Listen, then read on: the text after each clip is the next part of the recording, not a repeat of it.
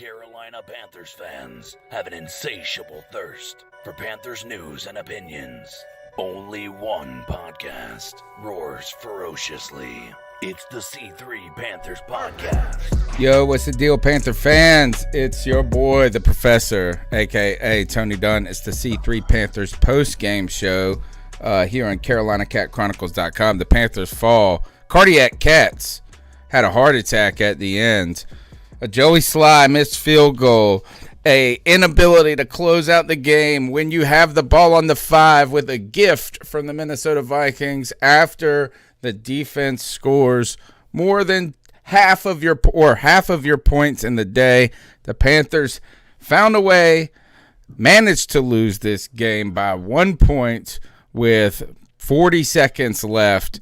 Boy, it was a typical Carolina Panthers game. The Cardiac Cats live on.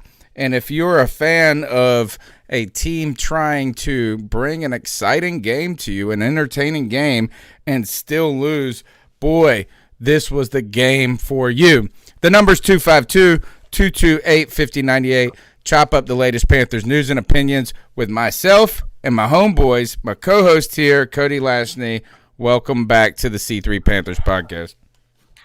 Tony Dunn, here we are again, man. Another missed field goal away from winning. Another game where Teddy Bridgewater had the ball in his hands and our offense couldn't do anything. And now it appears that Teddy Bridgewater's inaccuracies might have just ended DJ Moore's season, man. And I intend to pull no punches on today's show, and I never will pull punches.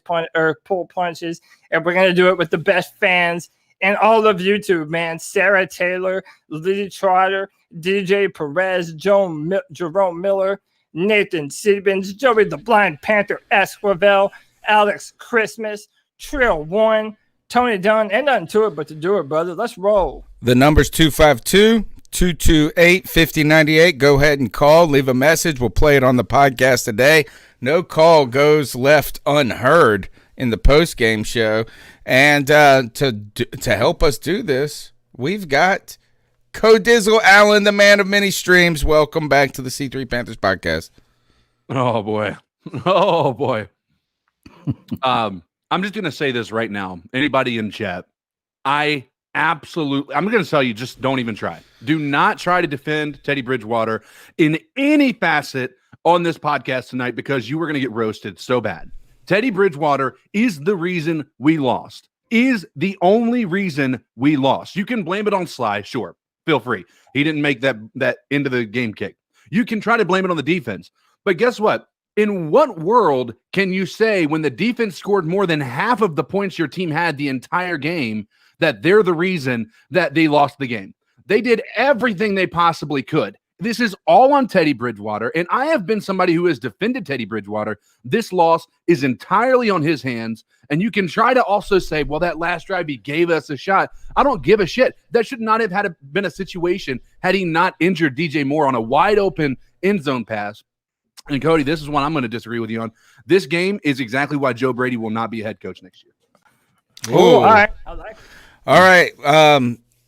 Joey Sly misses a 54-yard game-winning field goal. The Panthers fall 28-27, Greg. Greg, we have the man of many streams, and we have the man of many podcasts. Greg, welcome to the C3 Panthers Podcast. Tough day for being a Panthers fan. And is it you? I'm like, we only got nose up. Maybe it's me, and I'll try to edit the box. So, that was me. Got it. Okay. Fix it. I'm fixing it. Gotcha. Yeah, I see that. Yeah, man. Tough day for Panthers. To be a Panthers fan, I suppose. It's kind of what I expected. I've been calling this all year long about Teddy, all year long about the coaching. It's finally coming true. I'm just riding this train now, man, because I've been driving it the whole year. So we're gonna see what happens in the future. And CK, that's a great point.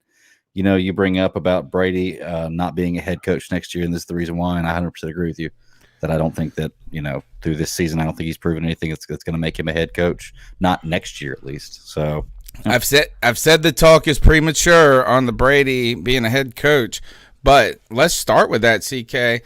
Tell me why today lets us know what was the problem today from this offense and Joe Brady. So all game, what have you been seeing from Teddy Bridgewater? The first half, the same we always see. Mediocre at best. He was missing wide open receivers. He was overthrowing people, underthrowing people all game. So what are you going to do when you need to run the clock down at the end of the game? You don't put the ball in Teddy's hands. You don't. He is not the best player on the team. And he didn't. We ran the football. No. We did nothing but ran the football, and there was a turnover on downs. No. Muffed punt. Hold on. A muffed punt is the only thing that gave us the ball back.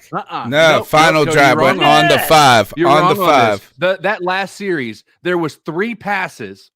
One pass, but it was one run, and then it was 2 passes. One was dropped by Cannon, and the other was dropped by Ian Thomas. Stop the clock. And then they got the ball. We punted the ball. They fielded the punt. And then they muffed it. We got the ball back. We ran it twice and then threw the ball again. We ran a total of 11 seconds off of the clock after the muffed punt. That is a problem on an offense. That is an issue. And that's an offensive coordinator putting the ball in Teddy's hands when it shouldn't have been. Mm-hmm.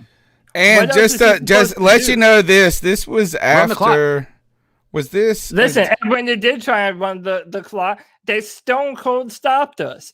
Because we had no aggression to our offense. We got one first down. Listen, we get to the red zone every single time. And we saw last week that when we had a better quarterback, we were able to put the ball in the end zone. What a coincidence that every time we're in the red zone now, we can't do shit. It's the same play caller. Teddy Bridgewater just fucking sucks. And I'm not 4-yard run, 2-yard run, pass incomplete. This is what happened. Here's the exact play. Here's the exact series of play. 1st and goal on the 9 after a muff punt. On the 9, let you just know this. And where I was at watching the game, I went to a sports bar to watch it, and everybody and people that were not Panthers fans said, game over. That's it. That's the game. 4-yard run, Mike Davis up the middle, 2-yard run. So we did run twice, and then we passed. Incomplete. That was the DJ Moore pass that ended up with a field goal. You almost wonder if going for it on 4th and just running it and turning the ball over on the 7 or 6 or whatever would have been the way to do it. Better idea. I don't know what it is, but okay. So Joe Brady and this offense does not deliver at the end or at all really in this game. It's 100% on Bridgewater. The reason we lost. Don't get me wrong. But the problem, I don't know. Sly missing a field goal is a big deal. We had an opportunity. Teddy Bridgewater did throw throw it to the 47 and hit Curtis Samuel. We were able to get down there. Yeah. We were able to get down there, and Joey Sly missed the field goal. That has to be considered in this moment. Teddy Bridgewater played. I think Teddy Bridgewater had the same game he has. The only thing different today in Teddy Bridgewater's game was that he had a poor completion percentage. Jeremy Chin proved this game alone why he is the defensive rookie of the year and put up more touchdowns than Teddy Bridgewater. Our defense gave us a fucking chance, bro. Listen, we don't have a ton of talent on our defense, but the talent that we do have, they show up and they're looking to punch you in the mouth. And every single time they do it, Teddy Bridgewater and this meandering offense fail them at every single level. 100%. We cannot affect every level of the field. PJ Walker gave us a better chance. And I tell you what, I'll go Team Bat Daddy on this one.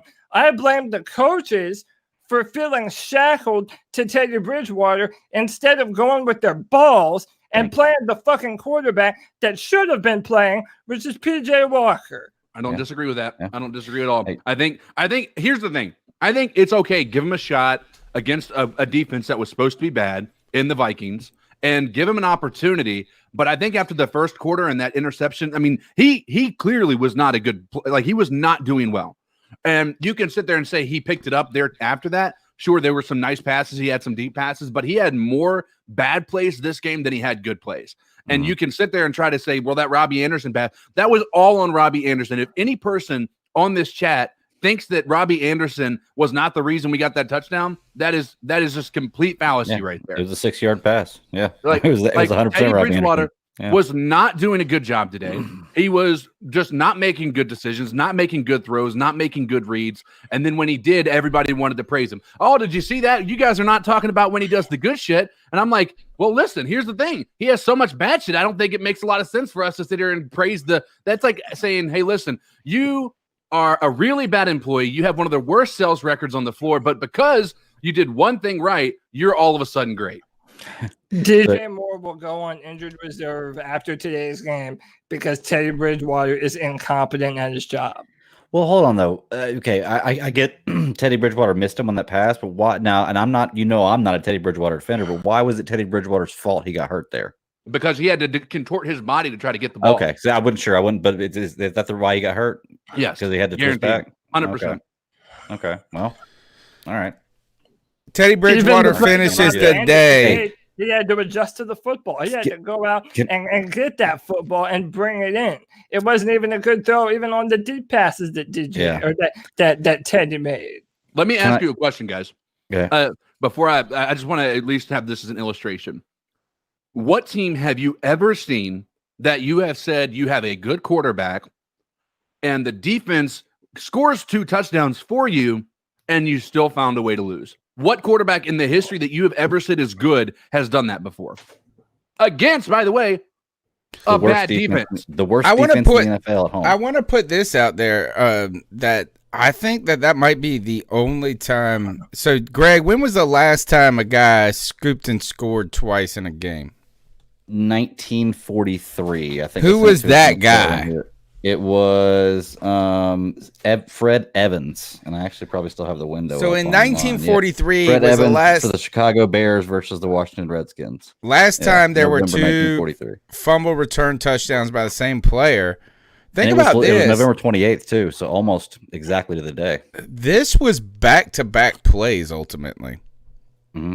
Yeah. Right? I think it was the first play after the kickoff that this happened, and then we get that. So take that, Jeremy Chin and Kerr. What's Kerr's first name?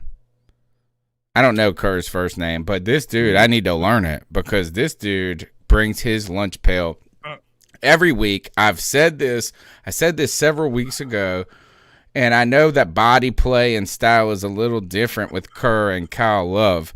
But Kyle Love was a guy that just made plays. It was not a sexy player on the team, not one, but a guy you just liked having on the unit. Kerr, I believe, continues to have a role in this on this team going forward.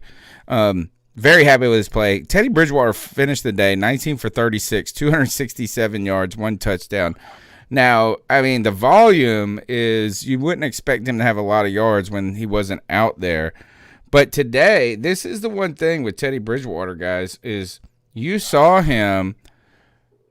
Teddy played the same he always plays. The only thing that was different is that he didn't have a 70% completion rate. Yep. You know what I'm saying? Like, you would have still been in those same positions. You would have still had those same opportunities. You would have still had these same limitations. Tony, what do I say about Teddy Bridgewater? That we know who he is. He is what we thought he was. He is who we thought he was. And every single we've been Sunday saying this adds to the sample size. He is who we thought he was. He will never put you over the top. He will never win the football game when the game is on the line. I don't care. Every once in a while, he'll scramble for a first down and be like, oh, Teddy's so tough. Oh, his completion percentage is so good. It's fucking stupid. If you can't admit at this point in time that Teddy Bridgewater is holding this team back, then you're just hanging on his dick because he's the quarterback for the Carolina Panthers and you're a biased fan and you don't want to admit when your fucking quarterback sucks. That's just what it is, dude. Straight up. Now, to be fair, though, I don't even know why I start the sentence with that, is that this defense did crumble at the end, right? Is that we did allow them to march and march and march at the end. We played the and Vilma, who I was not happy with some of the commentary that he offered, particularly. You say one thing and it throws me off kilter. When he said Dalvin Cook reminds me of Chris Johnson, I was like, that's the worst comparison, man. Chris Johnson ran a 4.2 straight up. And I don't care how fast Dalvin Cook is. We can find an Emmitt Smith comparison, maybe. We can find some other comparison other than that one. So I was upset the whole time. But he said in that last drive, you are not going to fluster Cousins with the 3-man push, the 3-man rush. And I tell you, a big Phil Snow defender right here, you're looking at him. The defense, I thought, was flying around today, playing tough. And I tweeted out about in the third or early fourth quarter is we're not getting home every time, but this defensive line is really starting to cook. And then we allow this to happen. It was a calamity of errors on all parts. And I'm not ready to say it's all on one person, but I would say this, is that if you're upset with someone saying it's all on Teddy Bridgewater, then you can't say it's all on Joey Sly. You can't say it's all on Phil Snow. Mm-hmm. And do me a favor real quick. Hold on, Greg. I'm going to let you go real quick. There are 78 people watching this right now. There's 29 likes. Like this video if you think Teddy Bridgewater fucking sucks. Like I do, because I sure like this video. Yes. I think Teddy Bridgewater fucking sucks. And if you do too, hit that like button, baby. And you know what? If you disagree, hit that dislike button. Just hit a fucking button, dude. Mm-hmm. Because you know who can't hit the button when it's time? That's right, Teddy Bridgewater. Now back to you, Daddy. Gosh. All right. The number's 252-228-5098. Smash the thumbs up button whether you like or dislike Teddy Bridgewater under that. And what I say is this, we're not one note. We are Panther fans discussing the Carolina Panthers. The way I like to think about this podcast is just a group of Panther fans riding in the car to and from the game. So you be a part of the conversation. Get in the chat room. Get in the cat calls. Go ahead, Greg. Well, okay, so I don't have the exact stats right now because the game just ended, so it's a hard time pulling up like stats that just happened. But I'm willing to bet each team probably had about 12, 13 possessions today. Maybe 10, somewhere between 10 and 12 possessions a day. We held the Vikings to touchdowns. They scored only on 3 of them. One was a field goal and 2 touchdowns, I guess, within the last one. The defense played pretty well, like for what they did. They did have their moments where they kind of crumbled at the end, but they only did that on a couple of drives for the whole game, whereas the offense was putrid almost every drive of the game and only put up 13 points. Like the defense put up more points than the offense did. So, no, I don't feel like you can blame one person or another, but I feel like you can pass more blame to this than that. Like, you're not the entire reason we lost, but man, had you played better, we could have pushed through this type deal. I mean, you can say that about the defense, like, well, the defense could have played better and could have pushed Teddy Bridgewater's drive through there. The defense played well. They scored more points than Teddy did. I mean, the defense did more than they were supposed to do. It was Teddy that needed to step up and do what he was supposed to do. Shit, they scored more points than the offense did. If you take away Sly. That's what I'm saying. Teddy should take more blame for the loss than the defense. Here's the problem. You can't even, like, you can sit there and look at that last drive, right? There is never going to be a situation where you can blame the defense when they scored more points than your offense. Right. You cannot. There is not. I put zero blame, especially when you're ahead Absolutely going into the end. You know, it's not like they gave up 35 and got two scoops and scores in the fourth. And let's talk about this, right? We wanted to sit here and shit all over PJ Walker last week for his interception in the red zone. Teddy Bridgewater comes out and does it too. And you know what? Like, his decision to throw to DJ Moore in like 5 yards behind him right there, and that like at the end is just as bad of a decision as PJ Walker's interception was. Mm-hmm. There's no indifference. It's just a bad read, a bad play, a bad execution. He's not an elite arm talent. Period. Not even close. Not even close. Real quick, this guy behind my head, right there, that dude. That's Zach Wilson. That's the future Panthers quarterback, and that's my quarterback as of right now. Because I hope he looks like a tool, though, bro. He looks like a tool. He's a badass, dude. And you know what? I hope that's our fucking quarterback next year, man. I agree. I want the Carolina Panthers. I want the Carolina Panthers to lose every single game. I want Teddy Well, Bridgewater good to news, start. they are. I want Teddy Bridgewater to start every single game going forward, and let's see what kind of bullshit havoc he can wreak, and just how terrible can he be when we need him to win. And let's go. Right now, I think we're at number 6. We're at number 6 in the draft, and I'll be damned if we don't need a quarterback, dude. Did the Falcons win today? Quarterback. That helps us. The Falcons winning helps us. All right, 252-228-5098. Let's go ahead and jump into these calls. What's up, guys? Kyle from VA. What's up, Kyle? Heading into work. I didn't get to finish the game, but I saw most of it. Let's talk about Jeremy Chin. Obviously, this guy is if he keeps at this rate and, stays healthy, he's a Hall of Famer. And, Jesus. I mean, this defense is really starting to cook, man. They gave up a touchdown on the first drive and then pretty much blanked the Vikings for the rest of the game until right at the end, because, that's what we do. We always do that shit. But, Cardiac cats. defense is hitting home. Yep. Teddy, I'm not a Teddy hater, but, dude, no. I was on to give Teddy a chance. I'm over it now. He's a great guy. Yeah. And a decent quarterback, but no. Our offense He's is a backup capable quarterback, so period. much more with the weapons we have. And P.J. Walker showed just a glimpse of what our offense could be with the deep shot. And Teddy can't. When Teddy does throw it downfield, he doesn't hit anybody in stride. It's always behind them. They have to turn completely the fuck around for the ball, stop running.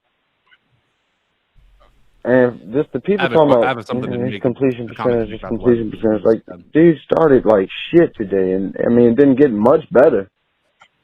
My fucking completion percentage could be high too if I was throwing 5-yard slants and drag routes, and that's all he does. Right. He did the same he always like does. 3 yards. Like, that's why I'm not even upset. Like, I'm over that, but I think the future of this team is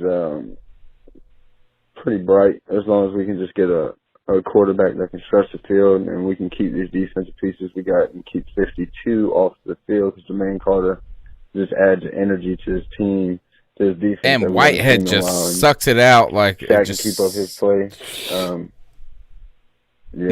He sucks it out like a $5 hooker.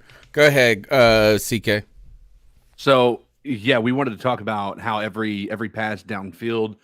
What I think is hilarious about why people like Teddy Bridgewater is because they say, like, he does make these passes, right? I don't think I've seen a quarterback make his receivers work harder to catch a ball than Teddy Bridgewater does. Mm-hmm. Like, he does not make it easy on his receivers. I was sitting there thinking, especially after that dropped bomb to DJ Moore in the end zone, like just horrible placement, like just overthrows it by a good, just way too far, right? And which is something you wouldn't say with Teddy Bridgewater, right? But he's just not accurate on the deep routes. After that, I'm sitting here thinking, even after that Robbie Anderson catch, right, on the sidelines, the fingertips, like, all of these guys are having to make spectacular catches in order to actually catch the ball. And then the fact, and then you want to try to put into perspective the touchdown, right? That's all. Basically, Teddy Bridgewater makes his receivers look like elite athletes more than any other quarterback. And it shouldn't be that way. Your quarterback, if he is your franchise quarterback, should make it look easy. Calvin Ridley, like, when he catches the ball, it looks easy, right? And I'm not sitting here saying Ryan is the greatest quarterback in the face of the planet, but he's definitely got a better arm than Teddy Bridgewater does. Anyway, I don't know how these receivers can actually sit there and say, I want Teddy Bridgewater as my quarterback, because they've had more excitement in one game than Teddy Bridgewater has given them all year. Thanks, Kyle, for the call. I agree. Is that like we've been saying, and like Cody has been saying, Bridgewater is who we said he was, and today was just an exact reflection of that. I continue to say this with this team is that, like, we are a team that we can win when everything goes right. You know what I'm saying? Is that we can win when everything goes right. And today was actually one of those days where everything went kind of right on one side or two sides of the balls, and we didn't. And then we didn't win. And I think that this is, and it's very similar. And I don't know, I'm not going to say his name, but the man who cannot be named on this podcast, that was the subject of this podcast for the first 7 years of it, right? Or 8 years, whatever we're in right now. His incompletion percentage at one point was completion percentage was a big focal point of people's discussion, right?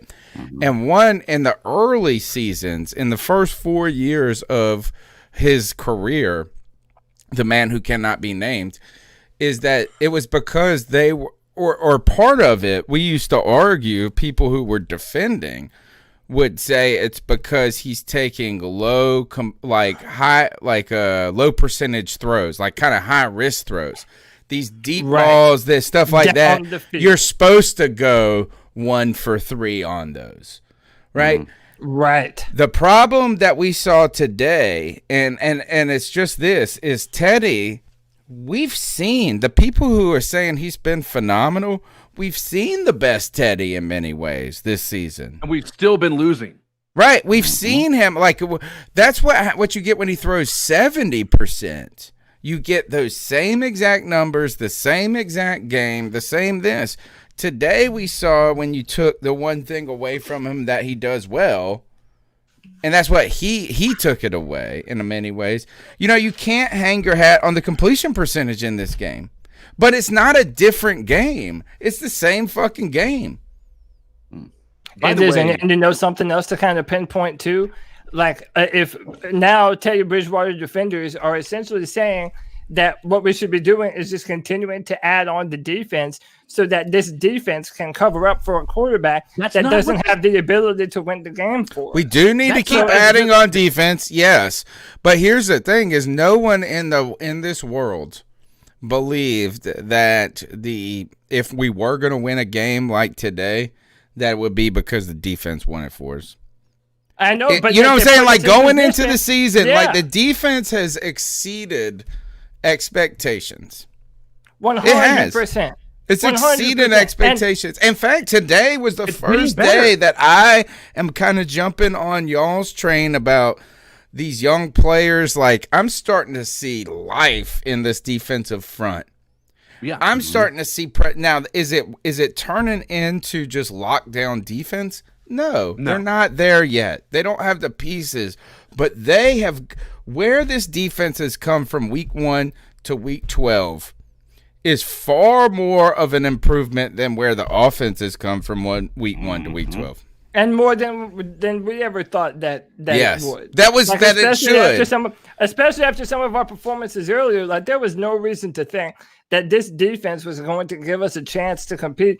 By the way, y'all remember when we almost did everything in our power to beat the defending Super Bowl champions, Kansas City Chiefs? Yes. Like, our defense did that, right? Okay, that was a real thing that happened. Like, listen, today, I wish nothing more that all 4 of us could be on this podcast today singing the holy praises of Jeremy Chin, because Jeremy Chin is showing the kind of talent that it's like, oh my God, we have what could be a once-in-a-lifetime defender at the safety position. That's incredible. But instead, the only thing that we really need to be talking about is absolutely how much Teddy Bridgewater is limiting this offense. I put on Twitter, Teddy Bridgewater wouldn't throw a deep ball if it would save a woman tied to a train track with a train coming her way. He just has absolutely no balls. The only time he throws the football, he's got a giant D, but no balls. The only time he throws the football down the field and hits is like on 3rd down at the end of the game when you have to have it. And then I think today he's been inaccurate. Cody, I think today when it comes to Teddy, we saw 2 things. I've continued to say on this podcast, there's 3 components to the Teddy Bridgewater or the Panthers vertical game. It's not speed at a receiver, right? We know that. Like, it's just not that. Like, they're open a lot. They are getting, like, they're fine. But it's been offensive line, Teddy Bridgewater's arm, and Teddy Bridgewater's nature of conservatism. Over the last 5 games, I thought it was Teddy being conservative. Today, I think it was apparent that it was both arm talent and his conservative nature. He looks fantastic on play action until he has to throw it. Like, you know what I'm saying? It's like, dang, that looks exactly what play action is supposed to look. You hand it off, you look around, you do this, and then you go boom, 2 yards. You know what's funny about Teddy Bridgewater is, like, let me challenge you. What is Teddy Bridgewater's strength?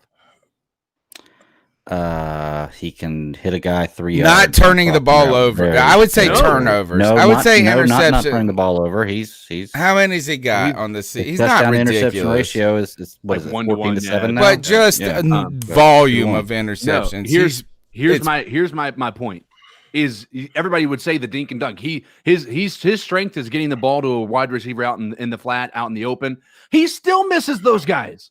He still underthrows or overthrows or puts them in a position where they have to make an acrobatic catch. He's not good at the short. He is not good at the long. I think the best is the maybe across the middle. That's the how best about I've this? seen. Is it fair to say that maybe Teddy Bridgewater, that we've even seen him regress?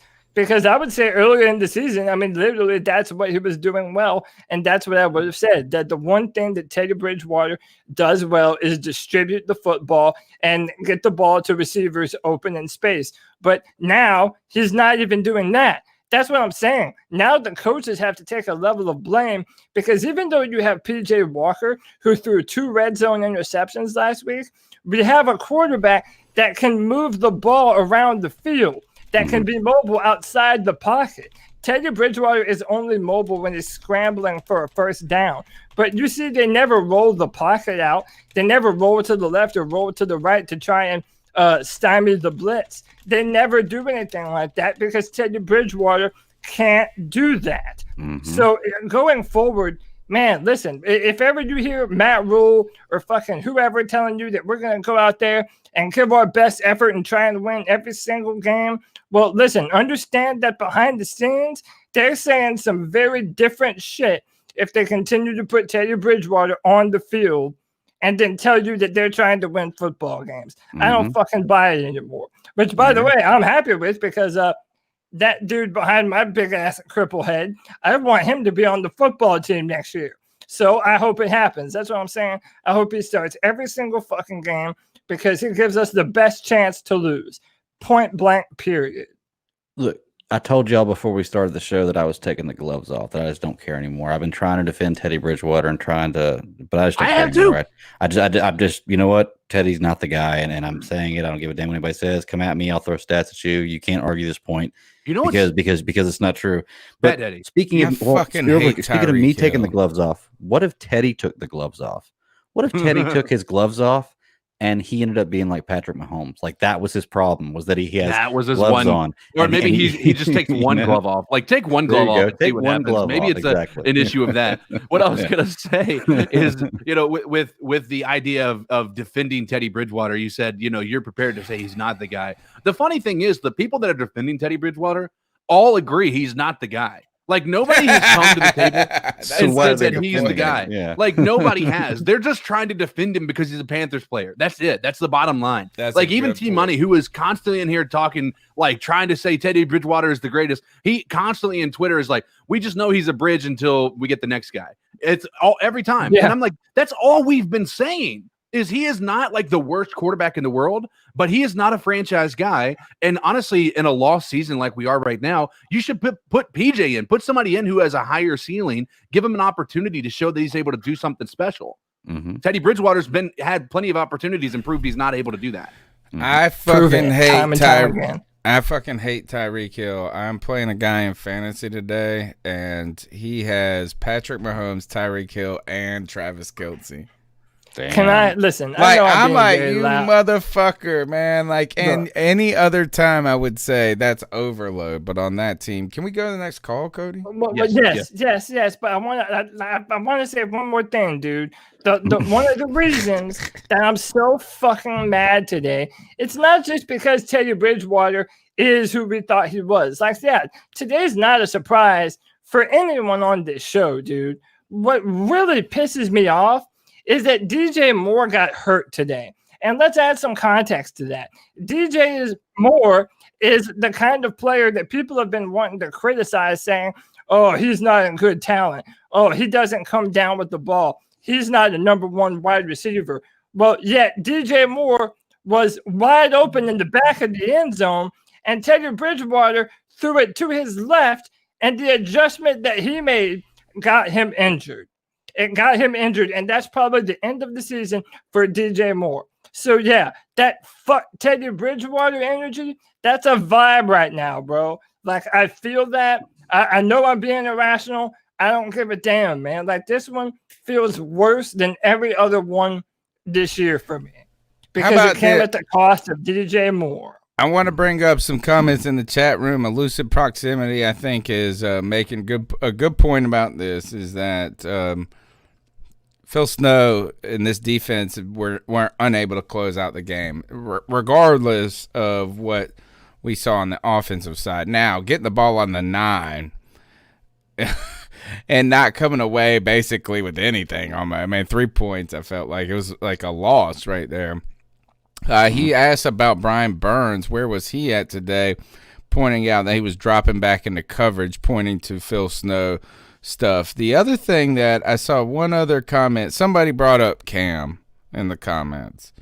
Cam would have cried. That's what it said. It said something like Cam would have cried. Lord, bye Teddy West. Cam just went and beat the damn Cardinals today. Like, I'm not saying he beat them alone. 3-game winning streak. Yeah, come on. All right, next call. 252-228-50. We don't even have to mention Cam Newton. Not once did we mention him. It's only the people that can't say shit to us when we tell the truth about Teddy Bridgewater. Teddy saw. All right, 252-228-5098. What the fuck was that? What the fuck was that? First of all, let's get it out of the way. Fucking Joey Sly. God fucking damn it. But you know what? It doesn't even matter. We shouldn't even be in that goddamn position. Our defense played fucking well enough to win that game. Jeremy Chin played well. Our defensive line played well. Corneller's trash, but we've known that for a while. That's fucking bullshit. You know what? It all comes back to the fucking offense. That game shouldn't have even been close, okay? Outside of the offensive line and Ian Thomas, every goddamn person on the offense has improved except for Teddy Bridgewater. He has gotten worse every single week. He had 2 wide open touchdown passes, missed them. DJ Moore injured him. What a piece of shit. We should have won this game easy. PJ Walker could have made those throws. PJ Walker's problems are fixable. As we've said, Teddy Bridgewater, we know who he is, and he's fucking trash. I can't watch this anymore. I can't watch the defense get put down like this every week. You know, usually I think about it before I call, but this is just pure emotion. I'm watching this fucking replay. Jesus Christ, Joey Fly. But it doesn't even matter. This is the call of the little mistakes and just, I don't even blame the defense for the last drive. I would be afraid if 2 of my offense didn't give a fuck. And the worst part is, everybody's going to look at his stats. Oh, 250 yards, 1 touchdown, 1 interception. Oh, a good game. But he played like fucking trash. DJ Moore oh my God, they should have won this game 35-15. It should have been nothing. But no. By the way, all y'all saying, Joe Brady isn't like that. Shut the fuck up. Anybody who can make Teddy Bridgewater seem like more than a game manager in the eyes of the media is a fucking genius. At the beginning of the game, Teddy's more than a game manager. He's a real leader. He's a real quarterback. Does a real quarterback throw a fucking interception on the 5-yard line? He can't do goddamn shit. And also, Phil Snow, we all knew it. We all knew it. Fuck anybody who hated on him. We all know what's up. This defense isn't bad. They're just young. They're missing a few key pieces. All right? They're going to be good in a few years. But Jesus Christ, Kyle Allen, Taylor Heinicke, injured Cam Newton. I need a goddamn quarterback who can throw down the field. I can't watch this anymore. Amen. That's like a top 5 call in the history. No, he did not say his name that I heard. And second, I think that he would be a great co-host for Cody's podcast. Dude, it's not even fun anymore, man. I'm hearing an echo. I don't know if that's on me or not. But listen, dude, it's like, dude, I put this on Twitter, man. It's not even fun to watch the Panthers anymore. This team that I love, This team that I absolutely love. They'll do cool shit. Brian Burns will be incredible. Jeremy Chin will be amazing. And then they'll fucking do this shit where I'm angry as hell when I'm actively trying to lose, and that I'm still so fucking mad at the end of these football games, man. Meanwhile, I'm watching Josh Allen and Justin Herbert duel these two incredible young quarterbacks, and it's like, dude, it's a knife in my fucking neck, bro. It sucks. Caller, you didn't say your name, but dude, that was an incredible call. I feel it, man. I absolutely feel it. It sucks, and it doesn't fucking feel good. And you don't have to dupe yourself into believing that it should. That was one of my favorite calls of all time. Yeah, that was a fantastic. Yeah. Dom 3240. Is that? No, he's saying that to me right now. Like he's just saying the emotions. I think that's what Dom's saying. Yeah, I got you. I think honestly at this point, I think we could just say ditto and move to the next one because I think everything is going to be about how bad. Let's do it. Hey, podcast brothers, how y'all doing? What's up, G? RCA, I'm fucking pissed, man. I'm gonna tell you this right now. Fuck Joey Sly, man. You got one motherfucking job, one daggone job. You know what I'm saying? This is fair. One damn job, man. Yeah. And you missed the daggone field goal, man. Yep. You missed What fucking he's supposed to be able to hit. Come on, man. For the love of God, man, get rid of this. He was off all day. I said that shit. Which I thought he missed that other one. A while one. back, I said I did shit, too, man. Teddy, he started off poorly, but Teddy Bridgewater played an all right game. I ain't gonna lie.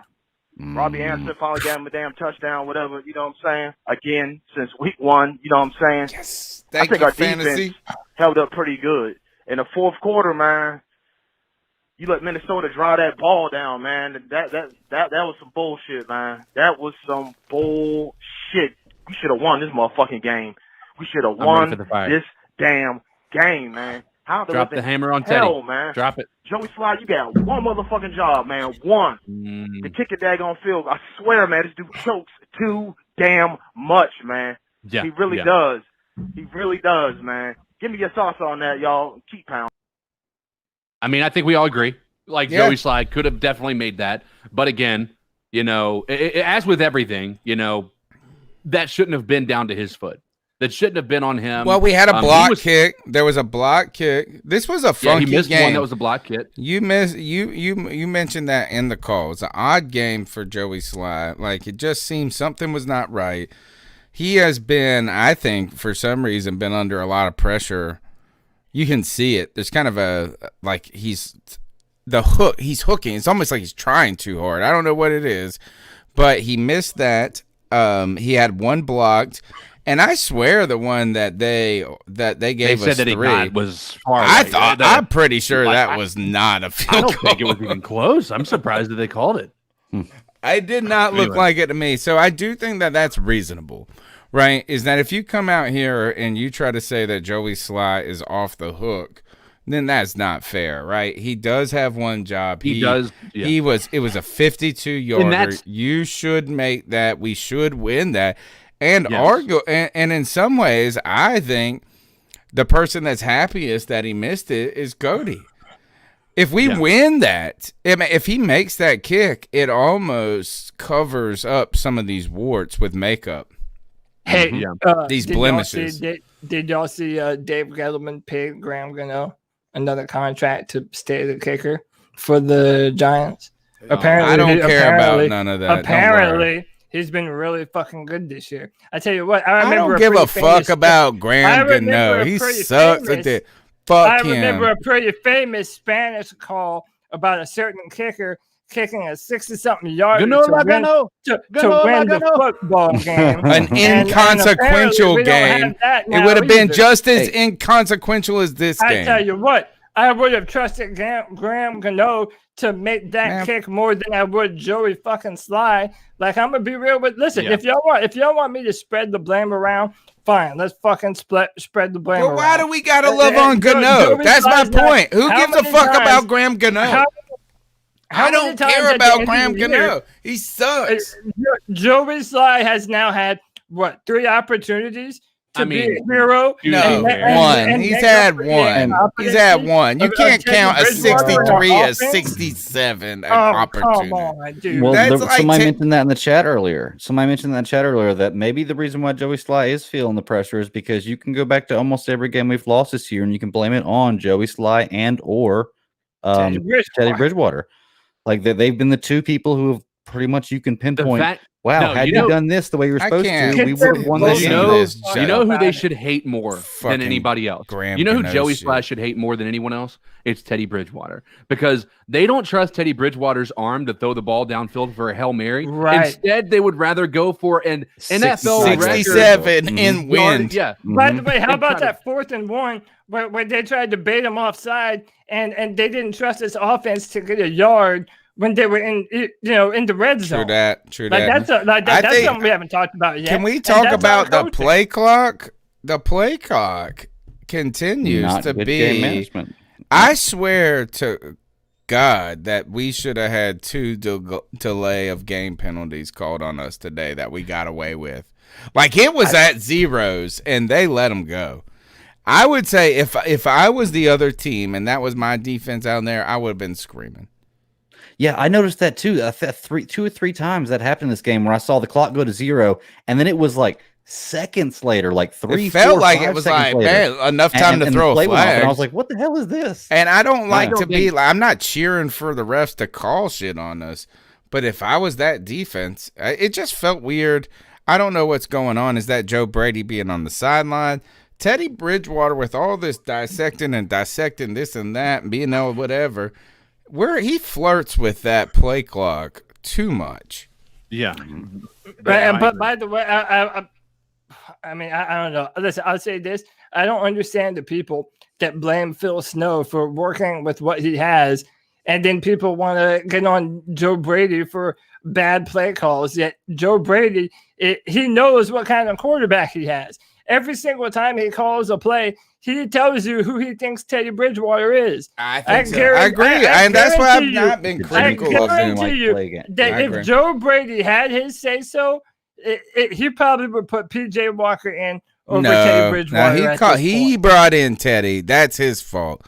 He's got to deal with it. That too. That is his fault too. That's on Brady. That ain't Matt Rule going, "Oh, I feel a connection with them." I think he had to find out the hard way that Teddy Bridgewater he didn't. I think Teddy Bridgewater is a college football player. Like he would be great in college right now. Yeah, I mean, he had a basic at Louisville.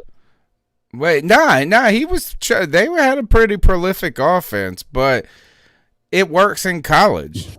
It works in college. It does. Go look up his stats in Louisville. He won't know slub. I don't know if they were, yeah. All right, 252-228-5098. Yo, C3, the skill well from South Carolina. What's up, my man? What y'all think about Farrah Cooper with these punt returns, man? I think he's slow, man. I think he's way too slow. We might need to put Trent Cannon back there for punt return and kick return because Farrah Cooper, you can catch the ball, but you're not running after the catch on punt returns, man. It might be just happy he's catching the ball. Yeah, he has not been. He looked good to start the season, but it's just been he's been inconsequential as we go throughout the season. I think you've seen. I don't know if it was because he's been injured, but there have been some games where he's not the returner, right? And the cannon guy, I tell you, he gets shot out of a cannon every time he runs the ball. I like him. I agree. It's one of those things. Is Farrah Cooper? The only good thing is he hasn't gotten us negative, right? And we've seen negative in that game. I kind of find that he slips a lot.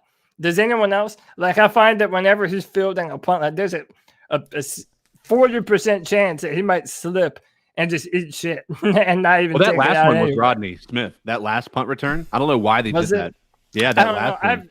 I don't know, man. Like, listen, it's hard for me to fault our I know you're talking specifically about punt return and Farrah Cooper, but dude, our special teams, I think, has been playing pretty well the past few weeks, and we recovered a muffed punt right by the red zone today. So even our defense and our special teams were doing a bunch of shit to help out our offense, and our offense still couldn't. Was that offsides?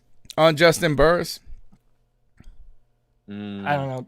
The extra point. We blocked the extra close. point to be that shit was that was 2020. My wife said this and she wants me to say it on the podcast, so I'm going to say it. Is that if 2020 was a football game, it would have been this Panthers at Vikings game. We blocked the extra point to tie it, to keep it tied. I don't know if that was offsides. Burris was right on the money.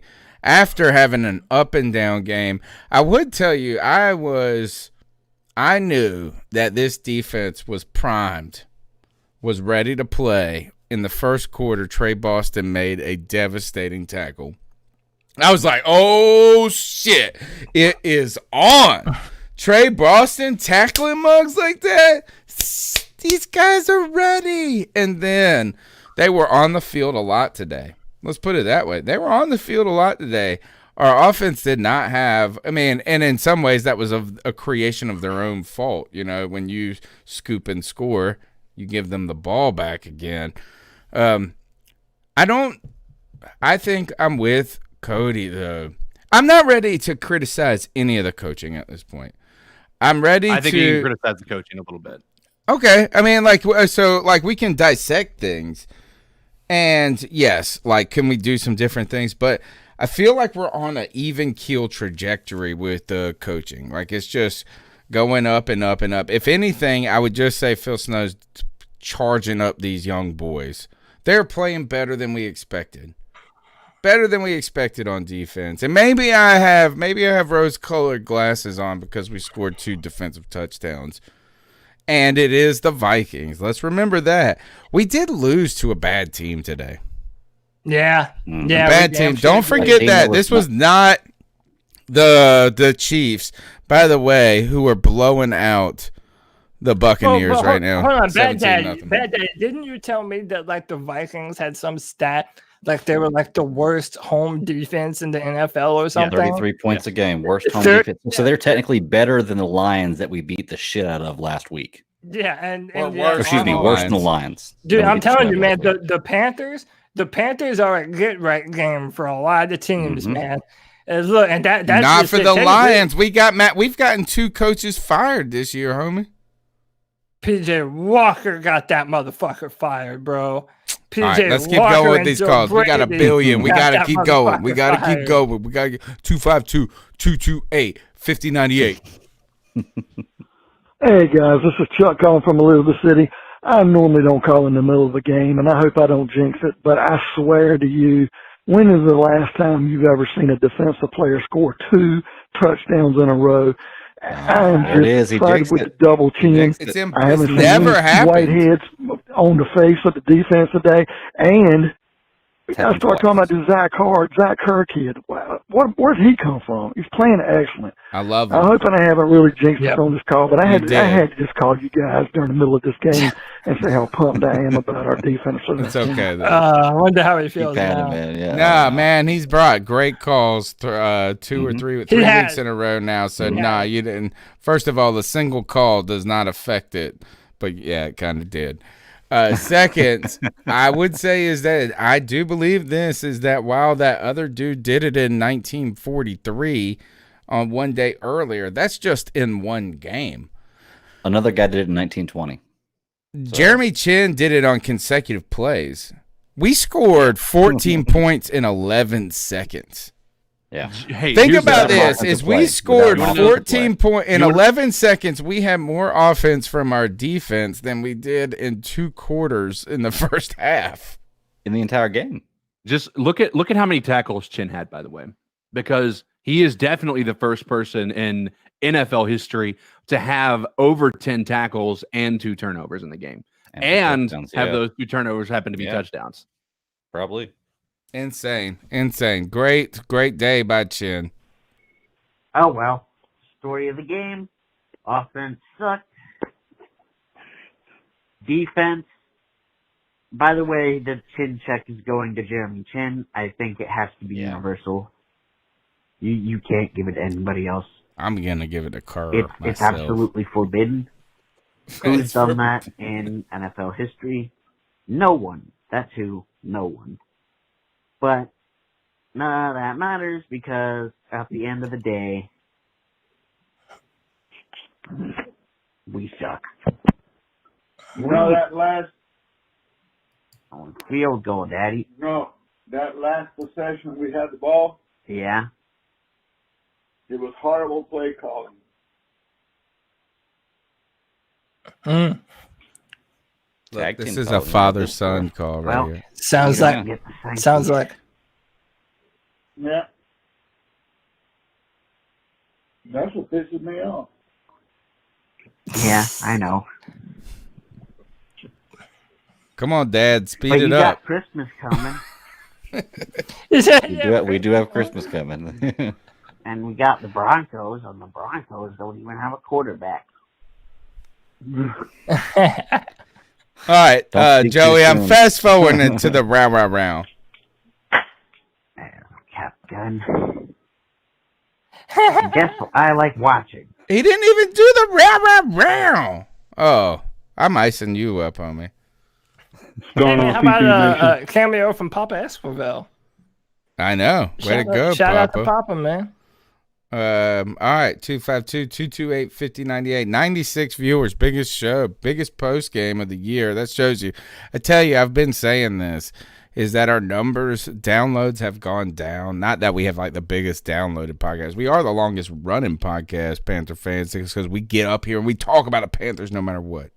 We're good, bad, indifferent. We're up here every week, Tuesday night, live, 9 p.m. after every game, dropping extra videos, dropping these clips of Cody Lashney bitching about the world, all of those things. That's what we do. But I tell you this, is that people don't like a team that's just what we like, pretty good.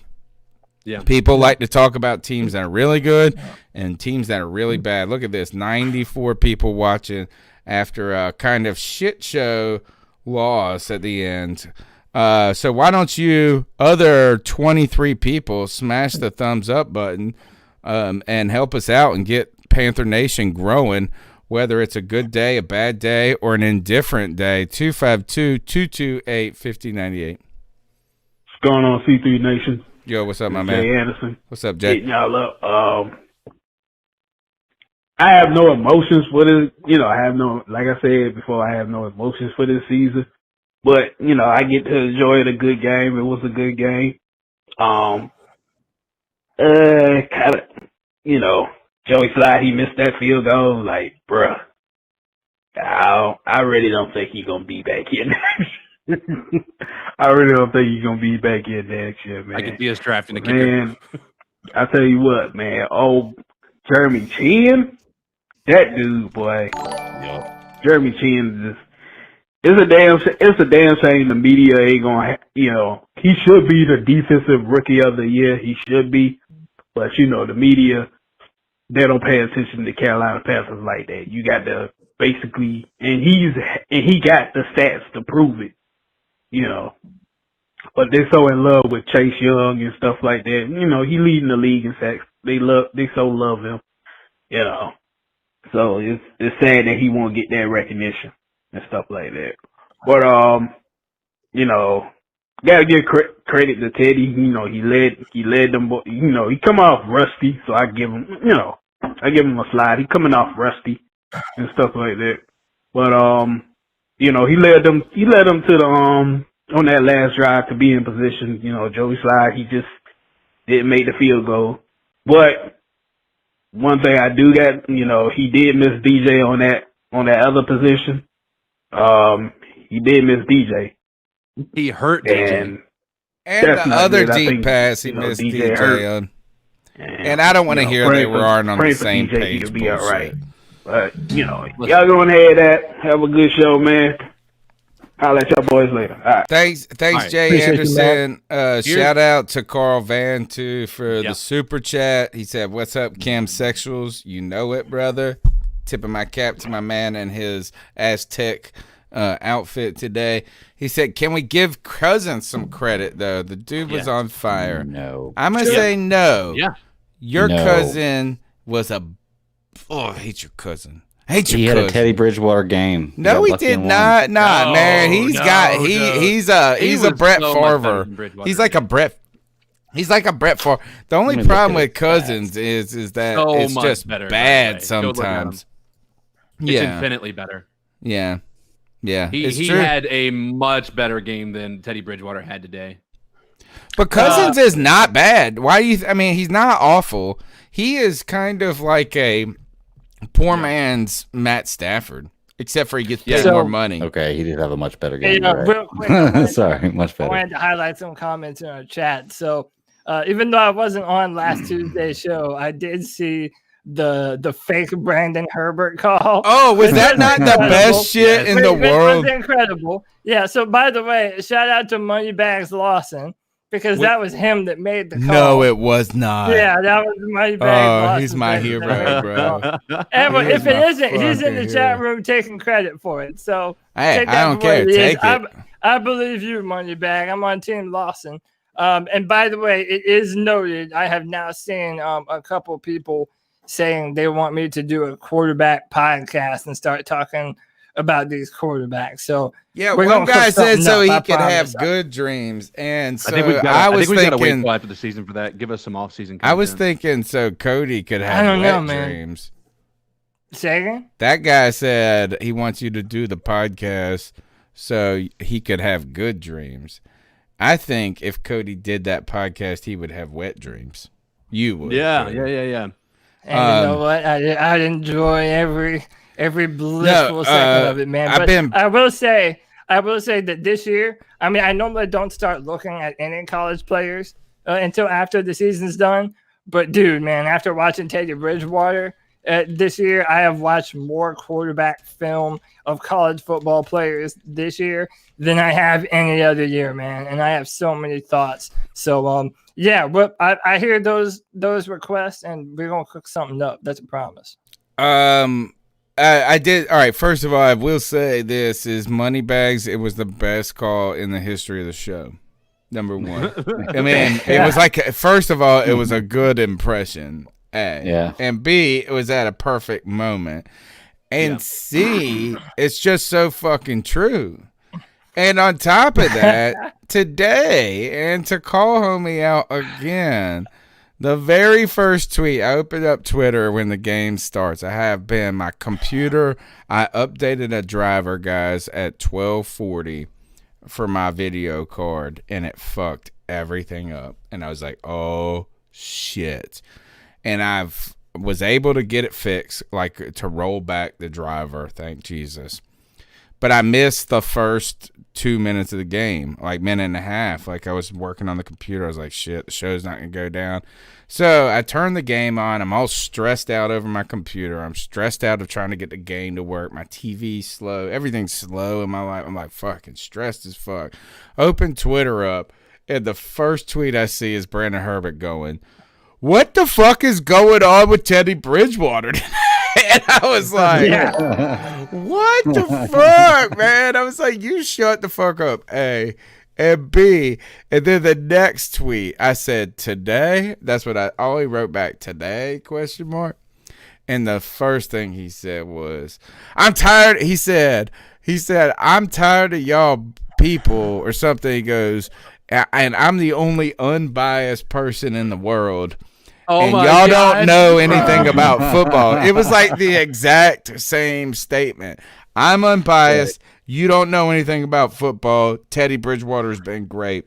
Number one, folks, if you say you're unbiased, nobody on this podcast has ever said they're unbiased. Right? And is that, here's the thing. If you're a human, you have a certain, we cannot be fully objective. It's like, it's outside of our 100%. ability. Any person that says they are fully objective and you aren't, they're the fucking suspicious one. Like my kids say in that game that y'all play, sus. That kid's sus. That kid's sus. Anytime someone says I'm unbiased, they sus. Right? And second of all, you got to go into hiding, Herbert. You got to go into hiding after a day like today. 252-228-5098. Well, it's Kyle again from VA, and I'm calling again because I just saw that we managed to lose the fucking game somehow. I think it's a curse. Well, It's I left. cardiac and there was cats. just over 2 minutes left. How in the fuck? It doesn't even matter. Doesn't even matter. I seen what I wanted to see from this defense for the most part. I didn't get to see him fucking collapse apparently, and Slide just fucking going to missing. Just not a good game for him. The one that they called that was inside, I'm still not sure about, but they gave it to us, so we got a break there, but not a good game for Sly. And I think I heard that Teddy was limping. Hope he's all right, but I've seen everything I need to see from him. Let P.J. Walker play the rest of this season. You put $63 million into Teddy, and he's getting hurt. Sit him for the rest of the fucking season. See what you got in P.J. Walker. I can't believe he lost. That's crazy. That's the Carolina Panthers shit for you right there. All right, here's where I don't think, this is why I don't think that's going to happen. And I actually, thanks for the call, man, Kyle and VA. I don't think it's even the right idea. Oh, controversial take. Yeah. On this podcast, I don't think the right idea is to go with PJ Walker and see what you got. I think and Matt Rule said this in a press conference recently when he was talking about a decision about picking between PJ Walker and Will Grier. He said, I know who these guys are. Like, if I got to play these games to figure out who they are, I got a problem. It's kind of, I felt like he was intimating there. I think we know what we got with Teddy Bridgewater. I think we know what we have with PJ Walker. And I think if the real ultimate thing is on this trajectory right now, if some way we find ourselves in a position to get ourselves a quarterback in the first round of the draft, I think Teddy Bridgewater is the perfect guy to have for him to sit behind. And I do think that that's a reasonable thing to believe is that, look, we got to pay Teddy anyway. You need to bring in this rookie quarterback in a situation that sets him up for success rather than throws him to the Wolves, AK, kind of like with the Bengals situation. I'm not saying the Bengals should have done something different. I would just, if whoever we get, I would very much compare it to the Chargers situation. And that is that you don't have to start him from day one, but if the opportunity comes about and the moment is right and he's looking good in the room, then you can put him in. And I think that that's a perfect way to handle it. So I think we just kind of, and I think even Cody said this, is just start Teddy Bridgewater for the rest of the season. Well, go first, Greg, and then I want to ask Tony something after you. Yeah, because quick question, because Tony, your reason for that was because if you wanted to move forward with the quarterback, you want Bridgewater as the guy that can be there to kind of guide that guy. Well, I get that because he has experience, but he's obviously not a great quarterback. So one, why would you want him to guide that guy? And two, even if you did take him out as being the starting quarterback this year, he'll still be on the team next year. Well, yes. One is that let me respond to that, and I'll turn the mic over to you, Cody. There's two things I need to say about that. One is that if you really just put that stamp on it, then Teddy can't be a mentor next year. If you take him out and you say, well, he's on the team next year, right? It's like he's going to be here no matter what. He can't be a guiding mentor when you've already fucking put him in the corner. Second, when it comes to him not being a good quarterback, it's not that his mentally he's not a good quarterback. It's not this. Is that we a lot of this is based on physical limitation. So is that him teaching teaching how to read defenses, teaching how to do these things? Sometimes I have a friend, and I'm a teacher, so this is offensive to me. I have a friend that says this: those who can't do, teach. Yeah. Listen, I mean, yeah, there is some credence to that, but what was one of the main criticisms of Ron Rivera when he was here? That he would always play the older guys just because they were the older guys. How about this? you. How about this? I don't want to give the quarterback position to anyone. Why are we opposed to having a quarterback competition? I said let them compete for the starting job and let the best man win. I'm not really, I'm no longer on this train that, oh, well, what you should do is take a quarterback and sit them and make sure that they're ready. But it's worked in a lot of cases. It's worked. Let me finish. I have seen so many quarterbacks in recent years start their first season as a rookie and light the NFL on fire, or at least look competent. I can talk about Deshaun Watson. I can talk about Kyler Murray. I could talk about we can continue to do this. Like, there are quarterbacks that have a level of success because these high school quarterbacks, they're more prepared going into college than they ever have been with these Elite 11 quarterback competitions. These young guys are more ready for the NFL than they ever have been before. If we draft a quarterback, listen, Teddy Bridgewater needs to prove that he's worth the money that we signed him for. If he wants to be the starter mentor on this football team, then he needs to beat him out in practice. And that's as far as it goes for me, man. Let me respond to it. Let me respond to it. Is that first, I don't think that no one thinks that PJ Walker is really the future, though. No. That's the first point. The reason that I say this is like, let us find out what we got with PJ Walker is another way of saying this is that let us find out that neither of these guys are the guys that are going to get a big money deal with the Panthers. The second thing when it comes to is I'm okay, Cody. I have no problem with starting the rookie if you can and if you should.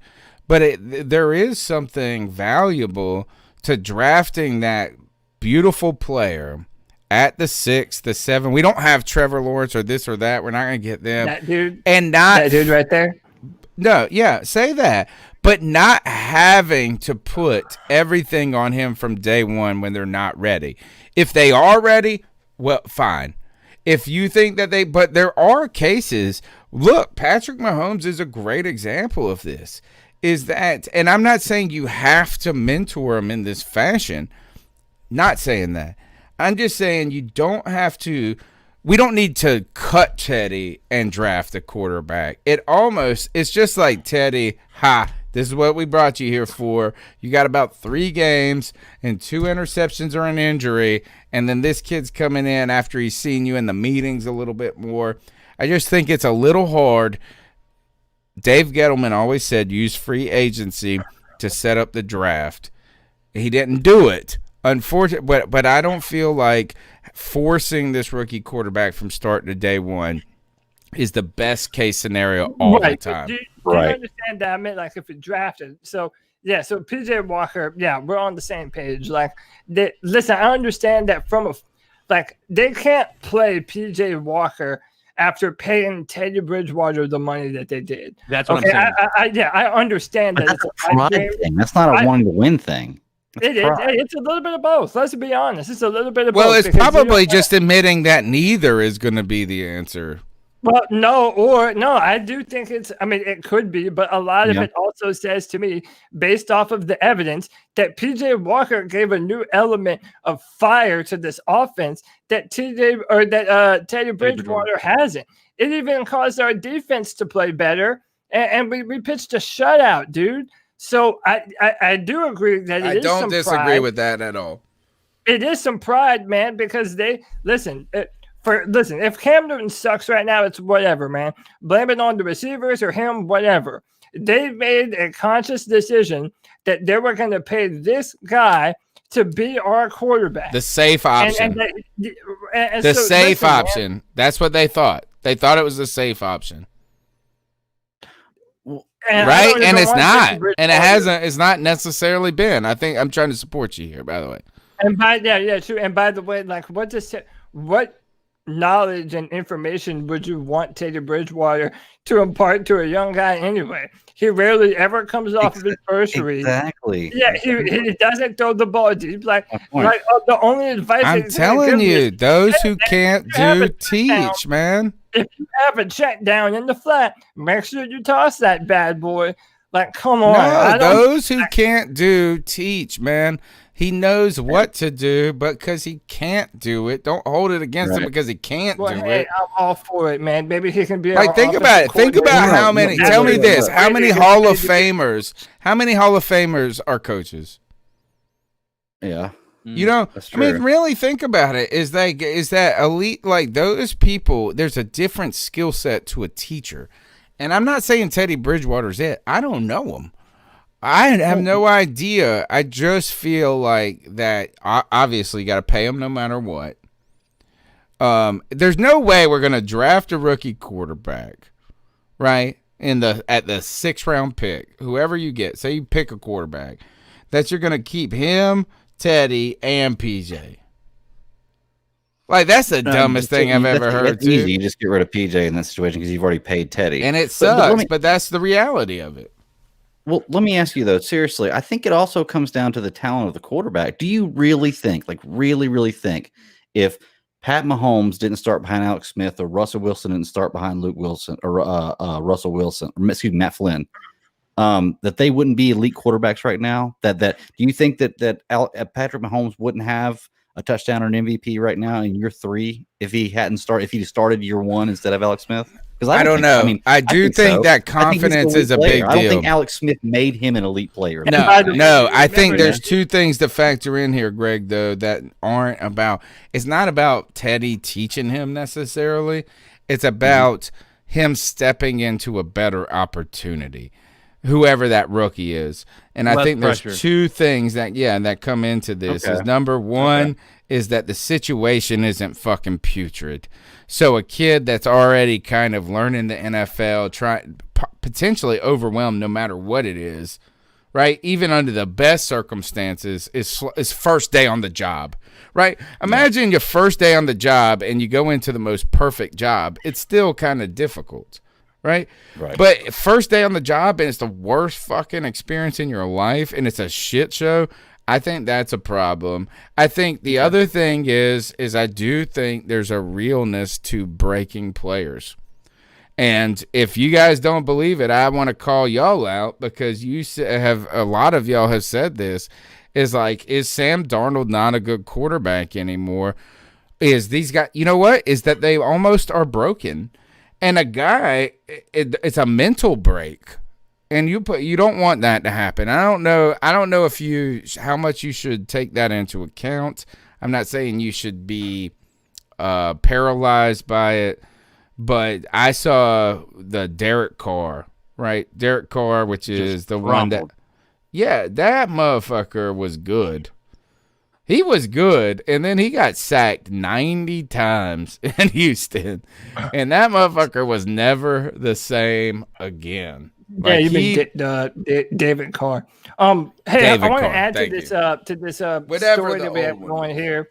But I want to add to this real quick. Teddy Bridgewater being interviewed after the game. Bridgewater says his arm isn't good. When asked about the missed throw to DJ Moore, he says, "We have to be better from top to bottom."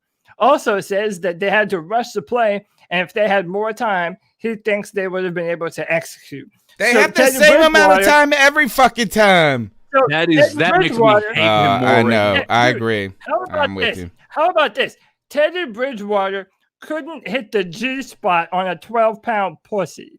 That's what fucking Teddy Bridgewater is, dude. I don't know what that means, but I'm guessing that G spot's the size of that thing you slam the sledgehammer on. But then you're not even gonna take fucking responsibility for your fucking throw, dude. Fuck Teddy Bridgewater, man, bro. That honestly pisses me the fuck off. That he refuses to even take responsibility and even say, "Yeah, that was my bad, dude. That throw was behind him.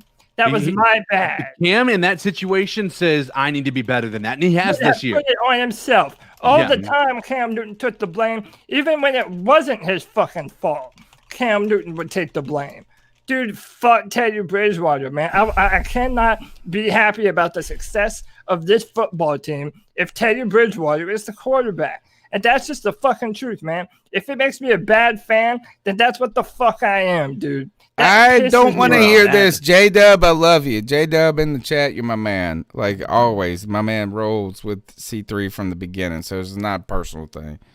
But let's not put this on the offensive line. We ran the ball fine. They were fine. They were fine. Can they be better? Yes. No way. But let's not. No, yeah. 252-228-5098. Have we heard this call yet? Well, I don't remember where we Kyle were. again from VA, and We heard this I'm one, right? again.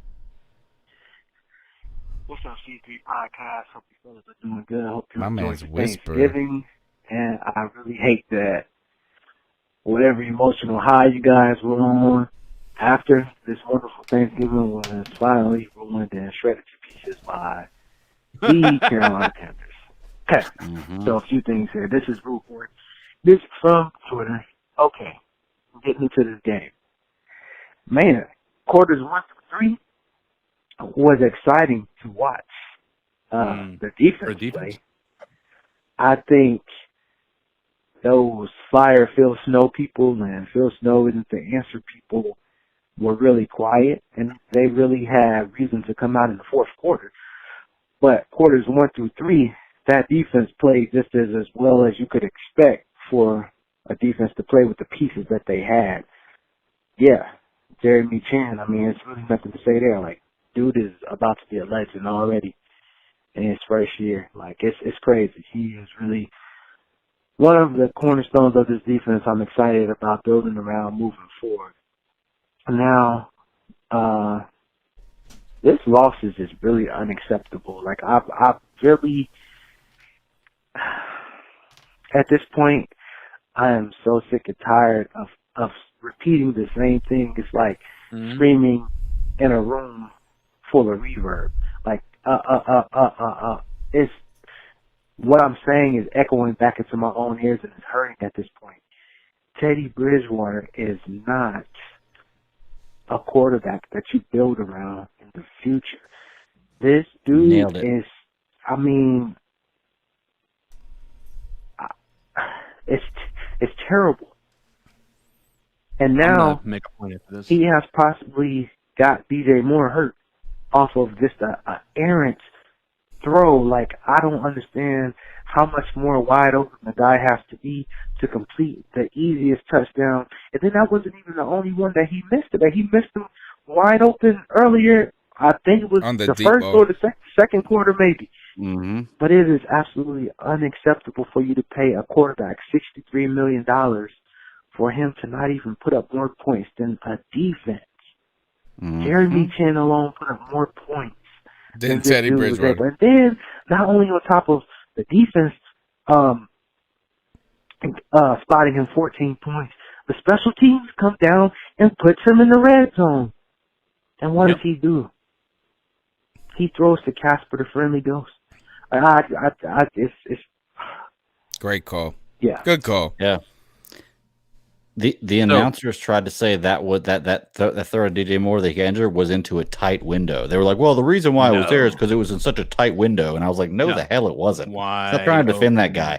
He was wide open. Yeah. So I think here's the part that mixed with a couple of things from, yes, we are all biased because we did not want Cam Newton to be let go. You know, I think we might have been able to sustain some level of emotional understanding with Teddy Bridgewater if they didn't sign him to a franchise deal, right? That's what he got. Yes, it wasn't 5 years, but 3 years making franchise quarterback money is a lot to pay somebody you believe to be a bridge. And that's what he is. And that's what we thought he was from day one when he was signed.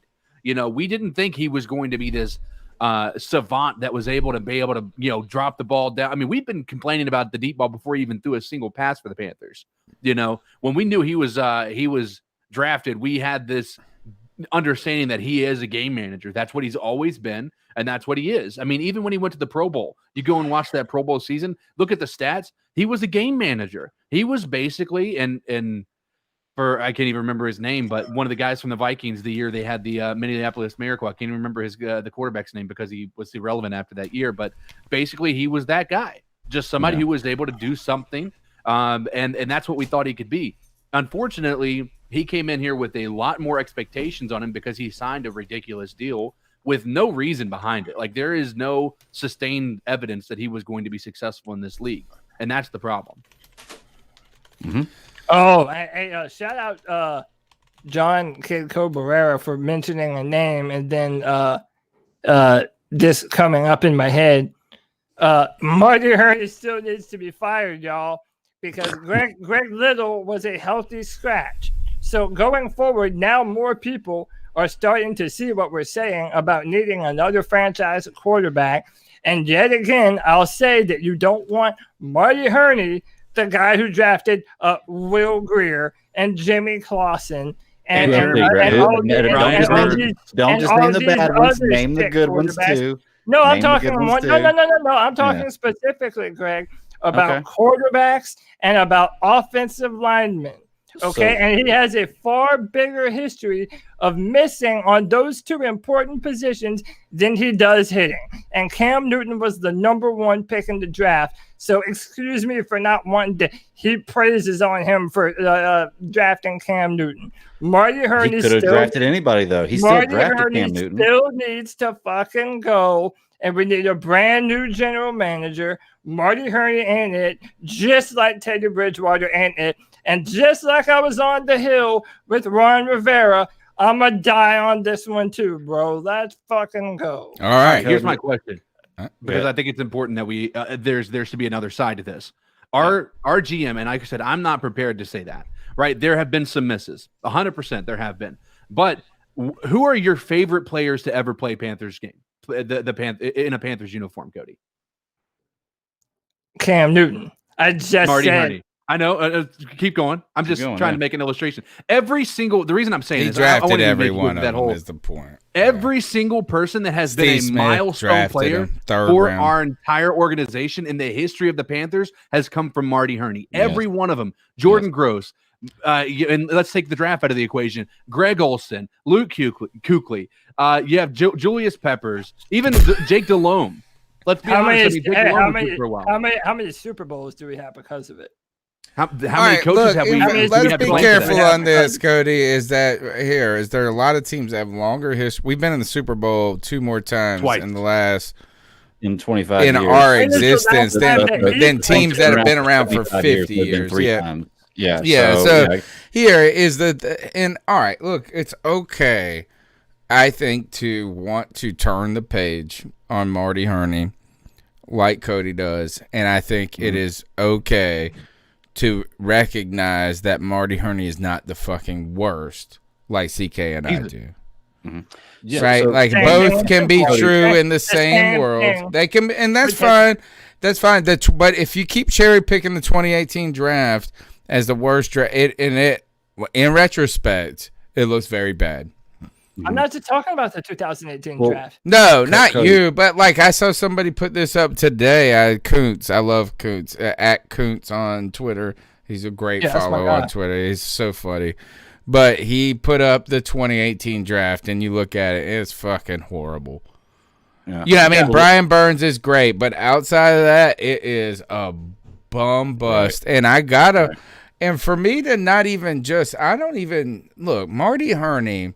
And in defense of him in this case is you can only know what you know, right? In the Donald Rumsfeld statement of we don't know what we don't know. So you are working when you're drafting these players with limited information. The idea that Greg Little is this bad, even if we didn't trade up for him, if we would have gotten in the 4th, what is going on? How is Greg Little a healthy scratch when we don't have Okung? It is bizarre and disappointing and disheartening. Yeah, I think the Greer pick is like we all know the Greer pick was fucked up. We all know that. But Jordan Scarlett would be fine on the writing on the wall. Yeah, we thought it was great. Remember, we were like, "Oh, we got him at 100." We don't think it. I think it was great. It was great. Well, let me ask you, Cody.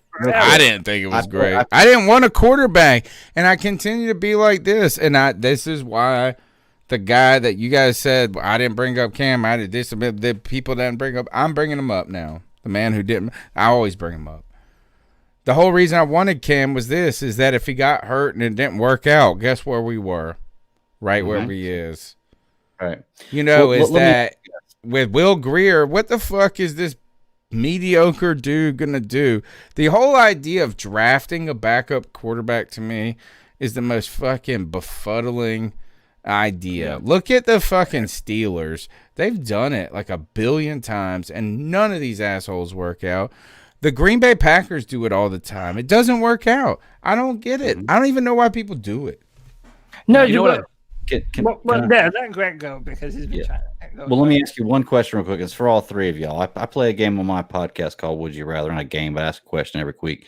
Would you rather, and this is mine for this one this week here on this show, would you rather keep Teddy Bridgewater and all the good and bad he's done for the team, or keep Marty Hurney and all the good and bad he's done for the team? God. Marty Hurney.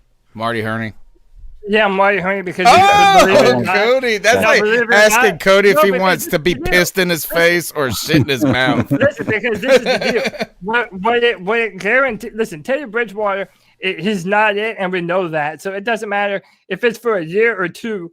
If we know he's not the hold on. We know he's not the long-term answer, but at least if Marty Hurney was fired, we know that the next guy making the decision on our quarterback isn't fucking him. So I'm changing my answer to Marty Hurney, to keeping Teddy, getting rid of Would I Rather have, because of that, Cody. Is that then you can bring in the new GM and he can do his thing. But I don't think that you are going to be able to bring, and I think this is the argument for where Marty Hurney is actually a good fit for this organization. I don't think you can bring in a big dick swinging GM here. I just don't think it can. I think this is Matt Rule's team. I think they have to kiss the Matt Rule ring when they come in if they're a GM. Dude, the ring is on the hand of the billionaire. Well, let me ask you too, Cody. Well, yes, but he's already made. I didn't hear your question. I'll say you can name 6 quarterbacks right now that could be possible quarterbacks in the future for the NFL that we could fit in our team. Even no matter what the draft is, you can name 6. Can you name 6 GMs to replace Marty Hurney? That can do as good as. I don't know any of these guys. How about this? If you want me to, I'll compile a list for this Tuesday. We do. You can do it. We need you. Actually, we need you to do it. That'd be awesome. That is your homework. And provide a track record of why you think that too, because I think it's important that you've got to do perspective, because the only people that you're going to be able to point out that have had success are still GMs. And if they're not, they don't have success. They're not GMs anymore, right? So the reality is you're going to go off of people that you hope would be better, such as Dan Morgan, such as anybody you're doing else. No matter what. That's no matter what. That's literally what you're doing. Right, but we need some rationale beyond just that. When it comes to drafting a player, prototype. When it comes to drafting a player or choosing a GM, you're taking a chance, man. Okay, but dude, no risk it, no biscuit. It's true. That's what you have to do, man. Yeah, sometimes you have to put your cards on the table. The best franchises, they don't become the best by making these half-hearted, tepid decisions, man. And this is why we made a mistake. We made a mistake not bringing in a GM with Rule. Yes. Hurney should have been out the door. They have to be handcuffed. Why? Look what happened to Patricia. Patricia gets fired. Guess who else got fired? The GM. Right? Is that they need to be handcuffed. They're a couple. They're married. A head coach and a GM are married. The GM and the owner pick the head coach. Right? So you can't fire the GM and then keep the coach and then bring in another GM and ask him to kiss 2 rings. That's my point, Cody, is that when you say kiss the billionaire's ring, of course, everybody does, but he's already coronated Rule. You know, so no matter who you bring in, if their ideas could be the most brilliant ideas in the world, if they aren't in lockstep with rules, guess whose wins? Rules do. That's what the way it's going to be. That's what I'm saying is that's why it's the bizarre thing about the way we brought this in. All right, let's keep going with the calls. Yeah, one thing this is your boy Jay Anderson. One thing I got to mention, man, I say a lot of the blame got to go to Joe Brady play caller, man.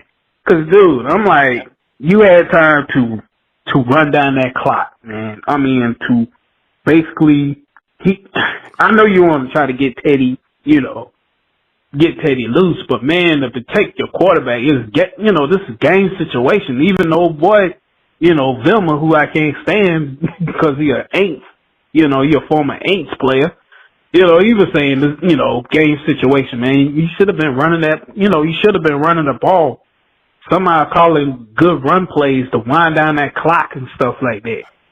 I mean, it's just been Joe Brady has some terrible play caller, man. I'm just like, I know you're trying to get Teddy in, but when your boy coming off an injury, off a leg injury, you got to protect your quarterback. You got to put in plays that will help your quarterback out. And running the ball is an offense biggest weapon, especially if it protects your quarterback, man. All right, yeah. Can I respond to Jay Anderson? You know what me and Joe Brady have in common? We're both handicapped. So you know what? Joe Brady is handicapped by his quarterback. So he knows that he can't put the ball down the field if he's behind the 50-yard line. I do agree with that. Joe Brady knows that. Just like my ass knows that a flight of steps is my worst fucking enemy, bro. I cannot listen. I cannot sit here and people be like, "Oh, Joe Brady didn't do that." Yeah, listen, maybe it wasn't perfect. I'm not trying to say that Joe Brady is out here calling the best games in the world. What I am saying, though, is he has a quarterback that is limited. So all this shit that you want him to do, he knows not to even call that up. So I don't understand.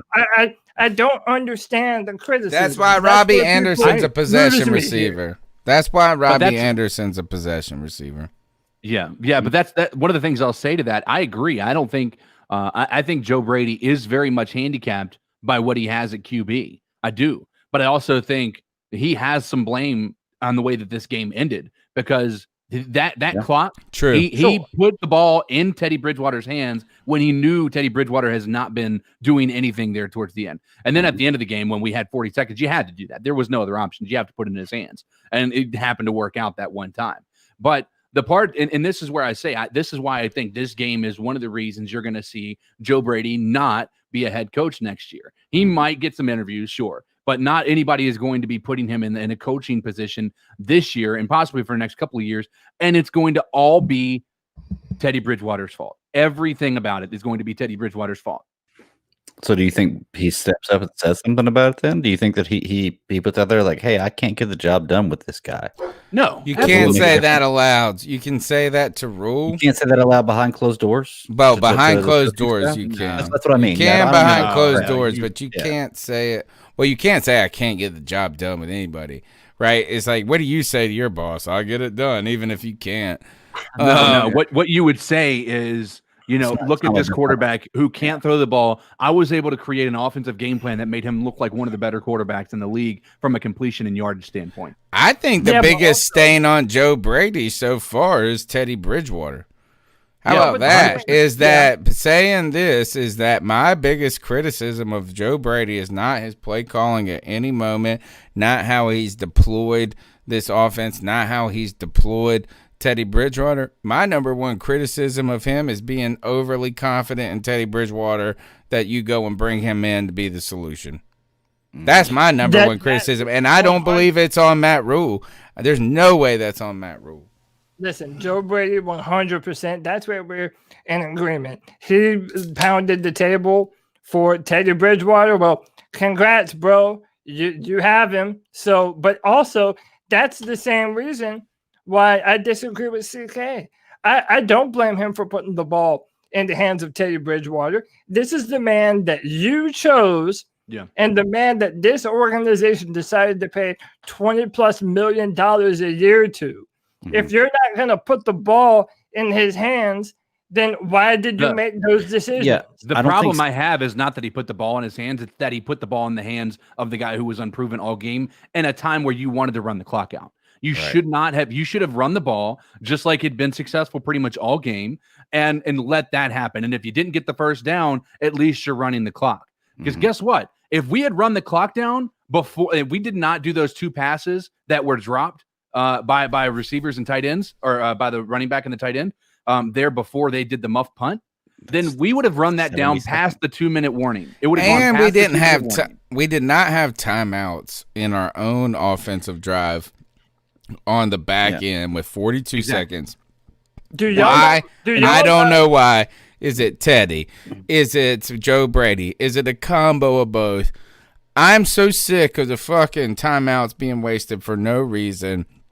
And I'm also sick of bitch-ass, diva-ass Tom Brady over here arguing with this defensive player because he overthrew the ball. He's an asshole.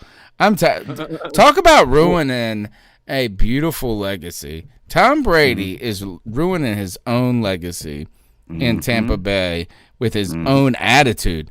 Not even the play, nothing. He could have they could have won 4 games this year. I would have thought more of him. It's the way he's behaved. Let's keep going with the calls. Teddy Bridgewater is still a bum bum bum bum.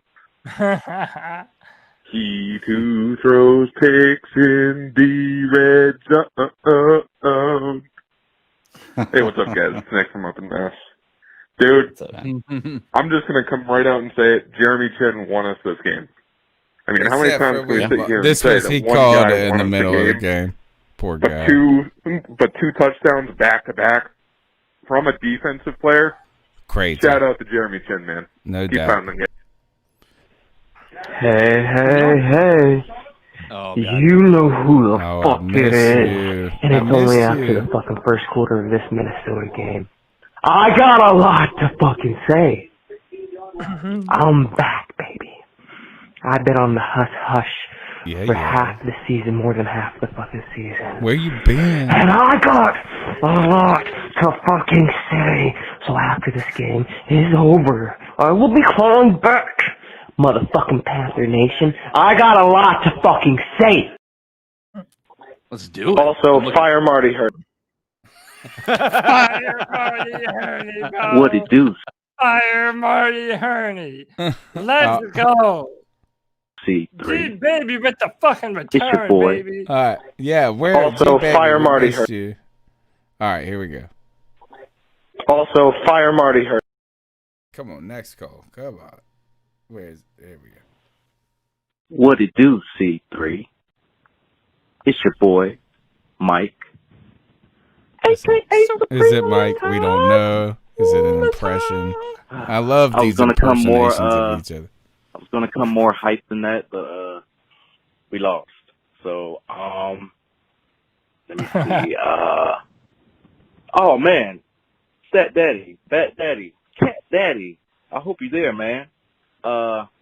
I feel you. Chick-fil-A is way overpriced. That chicken sandwich way overrated. Now the spicy chicken deluxe is off the train, but those Chick-fil-A nuggets or whatever they call them, that Polynesian sauce they got there. Ooh, it's like they took. I want to go get some Sunday. Yeah, me too. No, you can't talk jock about this. strap, rang it out. They mixed it with 1,000 unicorn horns, grinded it and blended it all up, and gave it to Gordon Ramsay and told him to make, A wine out of sauce shit. of it. That Polynesian sauce is banging. Dude. Okay, anyways. Good old check down, can't lead his receiver Teddy. Strikes again, with a below average stat line. He, I mean, Kirk Cousins looked like a god, his stats compared to good old Teddy. I'm kind of done with it now. I'd be happy to see PJ ride out the rest of the season. I know that's not going to happen just due to the fact on how much money they're paying him. Like, when they got that fumble off that muff punt return, that's when you shove it down their fucking throat, man. There was a couple of times we were supposed to shove it down their throat, and we prematurely ejaculated. Let's see. Seems like we need to put some respect on Marty Hurdy's name just because of my boy Jeremy Chin. Put some respect on Phil Snow's name. Everybody said he needs to be fired. And how about some respect for Chase Blackburn, the special teams coach? Special teams is killing it this year. I ain't mad at them. But yeah, guys, just seems that CMC contract is another Marty Hurney fail because, you know, Mike Davis is still doing his thing. I don't know if we need to pay him all that money.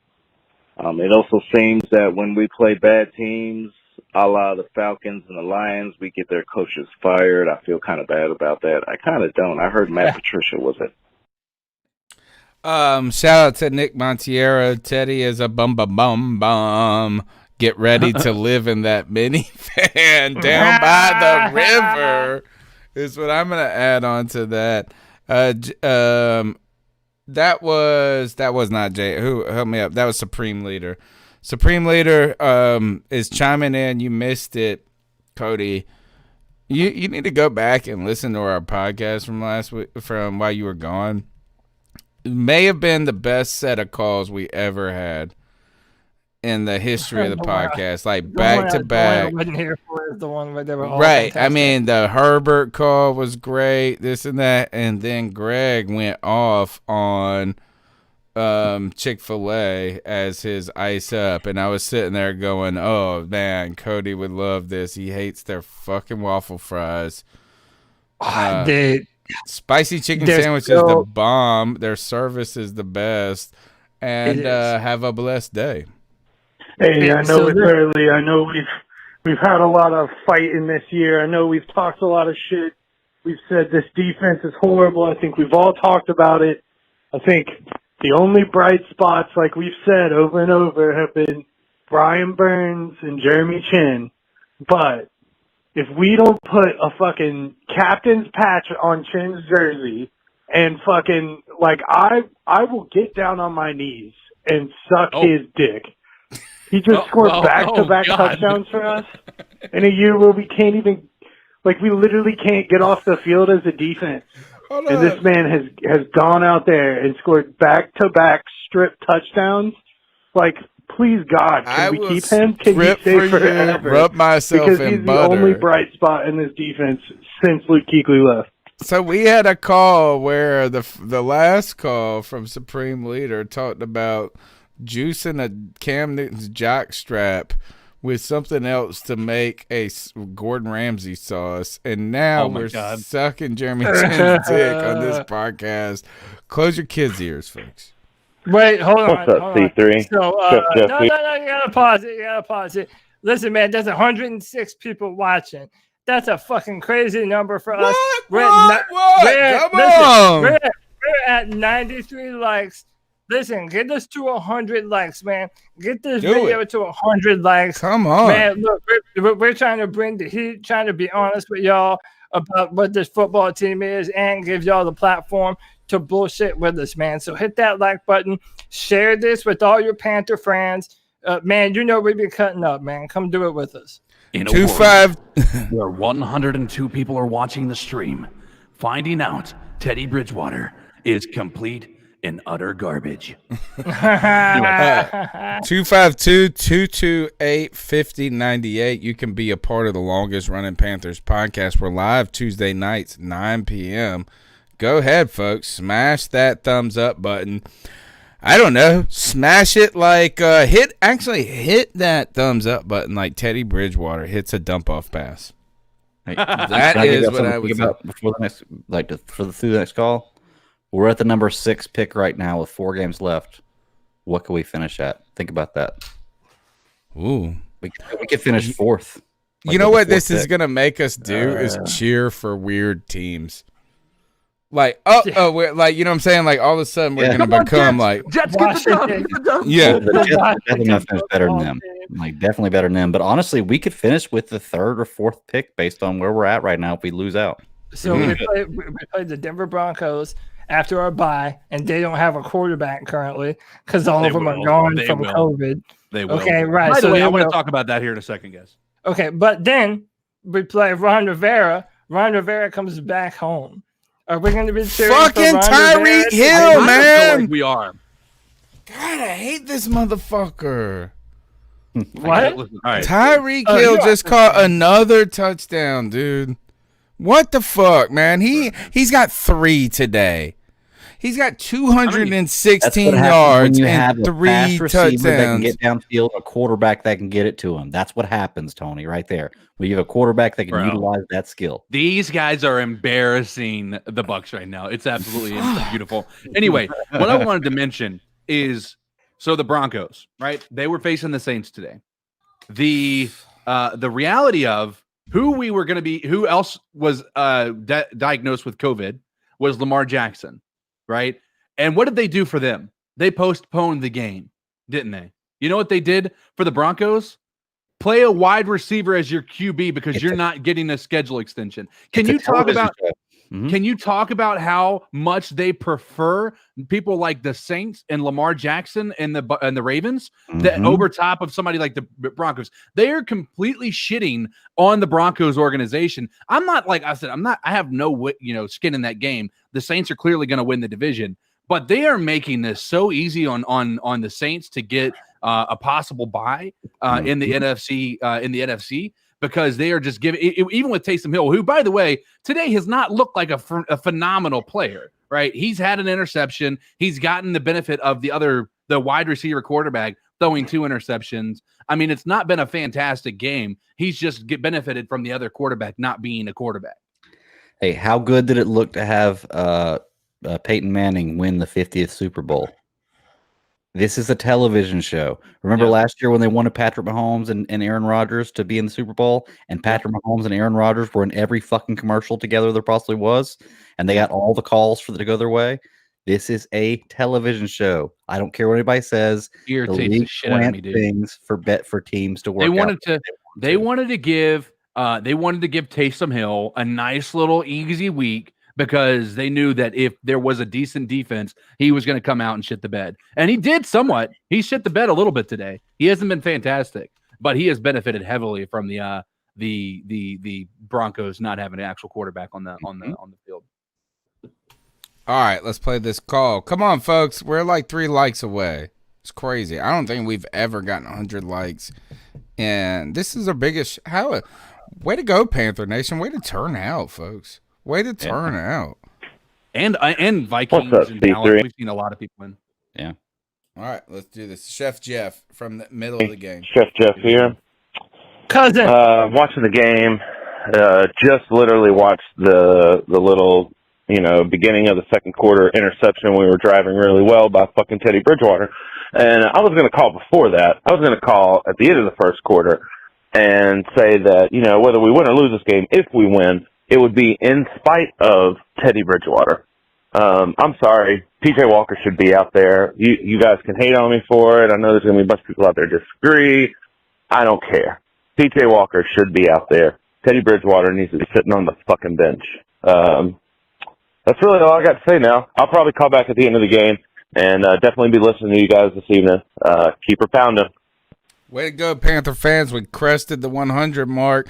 252-228-5098. Yo. This is Kevin from Charleston, a.k.a. Mr. Tallywacker. What's up, Mr. Tallywacker? How you like that game, huh? How you like that game? I got good news and I got bad news. Bad news is we ain't going to playoffs. We're going to get a mid-round pick. You ain't going to get no quarterback.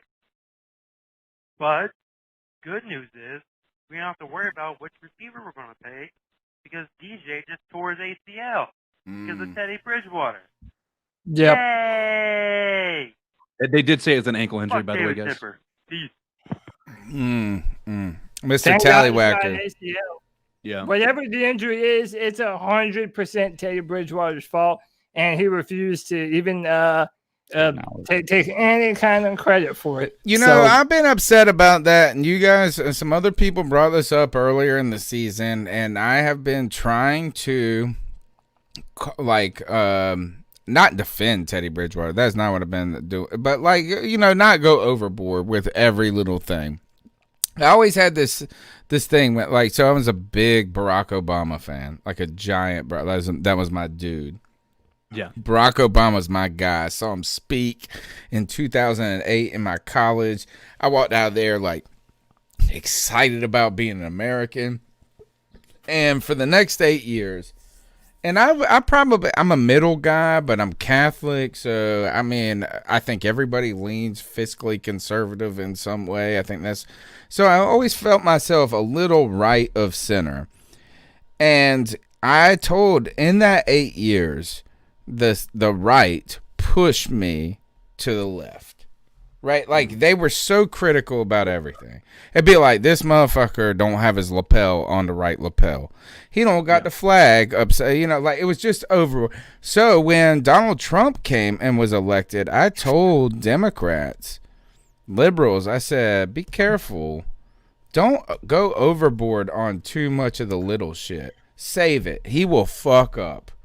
He will give you plenty of shit to really go after, but when you he can't even end a sentence without ending it on a preposition, and they go big, I'm like, it's too much. I've been trying to be like that about Teddy Bridgewater, but I tell you this, I'm starting to get irritated about him smiling after bad plays. I'm starting to get irritated about this guy not being upset. I don't need him to be crying. But, the only time I see my man smiling is when shit is either going bad for PJ Walker or, it's like a bad play happens.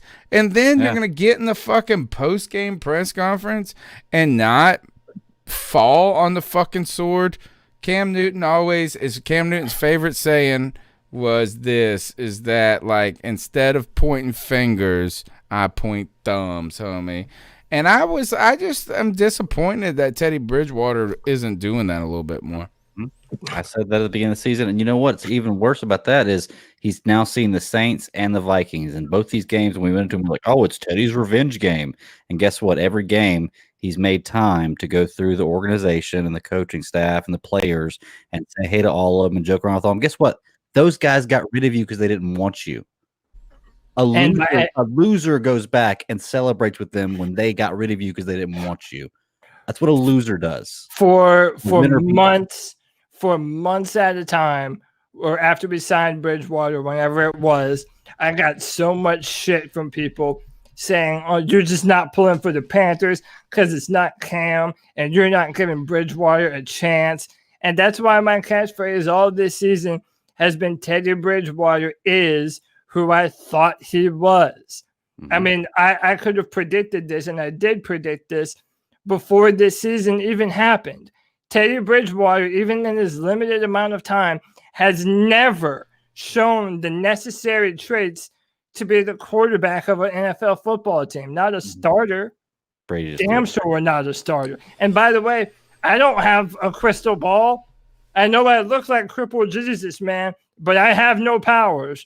Okay, all I do is use a little common fucking sense, and you'd be surprised how far that can take you, man. Oh, by the way, first, all y'all people, we've been begging for likes, right? How about y'all hit the subscribe button too? Subscribe, hit the bell. We're here more than once a week. I was with my wife watching the game, and we were talking about you at the Panthers and shouting at them as I was talking about it to my wife. Like, God, Cody is fucking out in the firing shots at Panthers social media. And I said, this motherfucker went and traveled for Thanksgiving, and he came back cranky cripple. Oh, for sure. And bro. my wife goes, sure. "You say that to his face?" And I said, "Yes, I do." And B, it's kind of fucked up that you're okay with me saying it behind his back, but not to his face. That's what I said to Cranky Cripple. You were Cranky Cripple today, dude. If y'all wait till the end of this podcast and stick with us, I will tell you the best handicap joke in the world at the end of the show. Stick with us, subscribe. Nobody makes more cripple jokes than me, man. Dude, if you can't laugh at life, you're in for a long fucking haul, bro. That's all I got to say, man. All right, let's keep going. Hey, fellas, it's Jason calling from Colorado. Gotta say I'm heartbroken after let another big lead fall away from us from conservative play calling and failures to execute. But there were some bright spots. Try to focus on that, I suppose. We did get a better draft pick. This basically worked out because we're out of the running for the playoffs. We know that. In the long run, this will be better. There was learning opportunities here. Jeremy Chin made his case for Defensive Rookie of the Year, maybe Defensive Player of the Year. He's leading tackles, and that was amazing. Special teams, shoot, they were executing phenomenally. I think that I was really pissed off about that first personal foul that got called on the kick when the guy didn't call a fair a fair catch, and he just got obliterated. But that was the same. I think that shook him up because then at the end of the game, he muffed that catch. And of course, we failed to execute on that because of surprise, surprise, Captain Teddy Bridgewater. He's not our guy. He cannot, he's going downhill. I feel like he's getting worse as the season goes on. Yeah. He's not even executing those small plays that you expect him to make. If you're a dink and dunk quarterback and you're next to perfect in the short to intermediate range, you can forgive the lack of a deep ball. But he can't do his deep ball. He's bad at the medium and intermediate routes, and he's marginal in the short routes. He doesn't have the arm talent to be really, I don't think, a starting quarterback in the league. Agreed. Kyle Allen fell off week 10 also. Just saying. The refereeing in this game was just absolutely bad. It seems you don't see a whole lot of plays being challenged anymore. There were multiple challenged this game, and seemed to really frustrate me. But I could tell that I went into the Minnesota Reddit feeds, and I can tell that they were frustrated too. So it just wasn't that great. But give me more of that Jeremy Chin, Bobby Boucher bullshit, and I'll be happy as a cucumber for the rest of the season. So it was nice to have a bright spot. We could talk more in the postseason for the regular show, but keep pounding. I felt like if you could go watch a movie, one of my favorite football movies, and I didn't realize I was such a Keanu Reeves fan. But it turns out I am a Keanu Reeves fan. Who isn't a Keanu Reeves fan? I love Point Break. What even is Keanu Reeves, watch Knock Knock. That'll blow your damn mind. Dude, I just watched it last night. I could not turn it off. It's the stupidest fucking wild, dumb movie ever. Don't tell me the end. I got you gotta watch the it. Movie, Knock Knock. Oh my god. It's insane. Look, and Netflix has been recommending it to me for like a month. Yeah. And I'm like, no. I looked at what it said, and I was like, I'm not watching this movie. I'm not watching this movie. I'm not watching this. And I finally gave it a chance because of Keanu Reeves only. Mm-hmm. Yep. And it did not disappoint for that reason. So I've learned I am a Bill and Ted, Point Break, Replacements. Matrix Speed, Replacements. Yeah. And the Replacements is Jeremy Chin is our new guy. Do you remember that linebacker? And they were like, and he goes, Gene Hackman says, go get me the ball. Go get me the ball. Yeah. And he's like, I got the ball. I got the ball. That was Jeremy Chin today. Oh, go watch Knock Knock, folks. Because it will be your most First of all, we would all say yes. It's a married man's worst nightmare. Shut up. Yeah, it's like that the fact that my man handled it as well as he did for as long as he did is also 2 thumbs up to him. 252-228-59. Hey guys, how you doing? It's Jedi Jor here, and hey, what's up, man? I just gotta say, when Teddy missed a wide open DJ Moore in the end zone, yeah, he had to fit it over the linebackers, but he could have, did a little touch pass. DJ Moore was wide open. There's really no excuse for that. When he missed that pass, I knew that the Vikings were gonna win at that moment. I was just like, oh yeah, it's over. And it's interesting, we gave Ron Rivera so much criticism when he was here for starting veterans over, young talent, that can actually, win you football games. And I think that's exactly what, Rule is doing here with Teddy.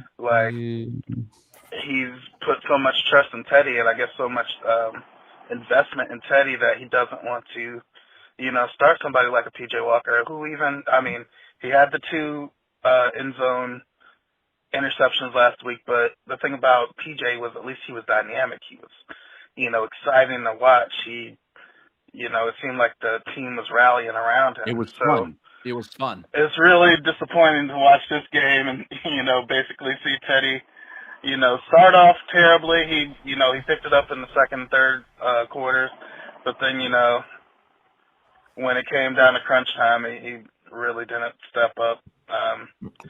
I've been on the Teddy Ain't It train for, a while here, so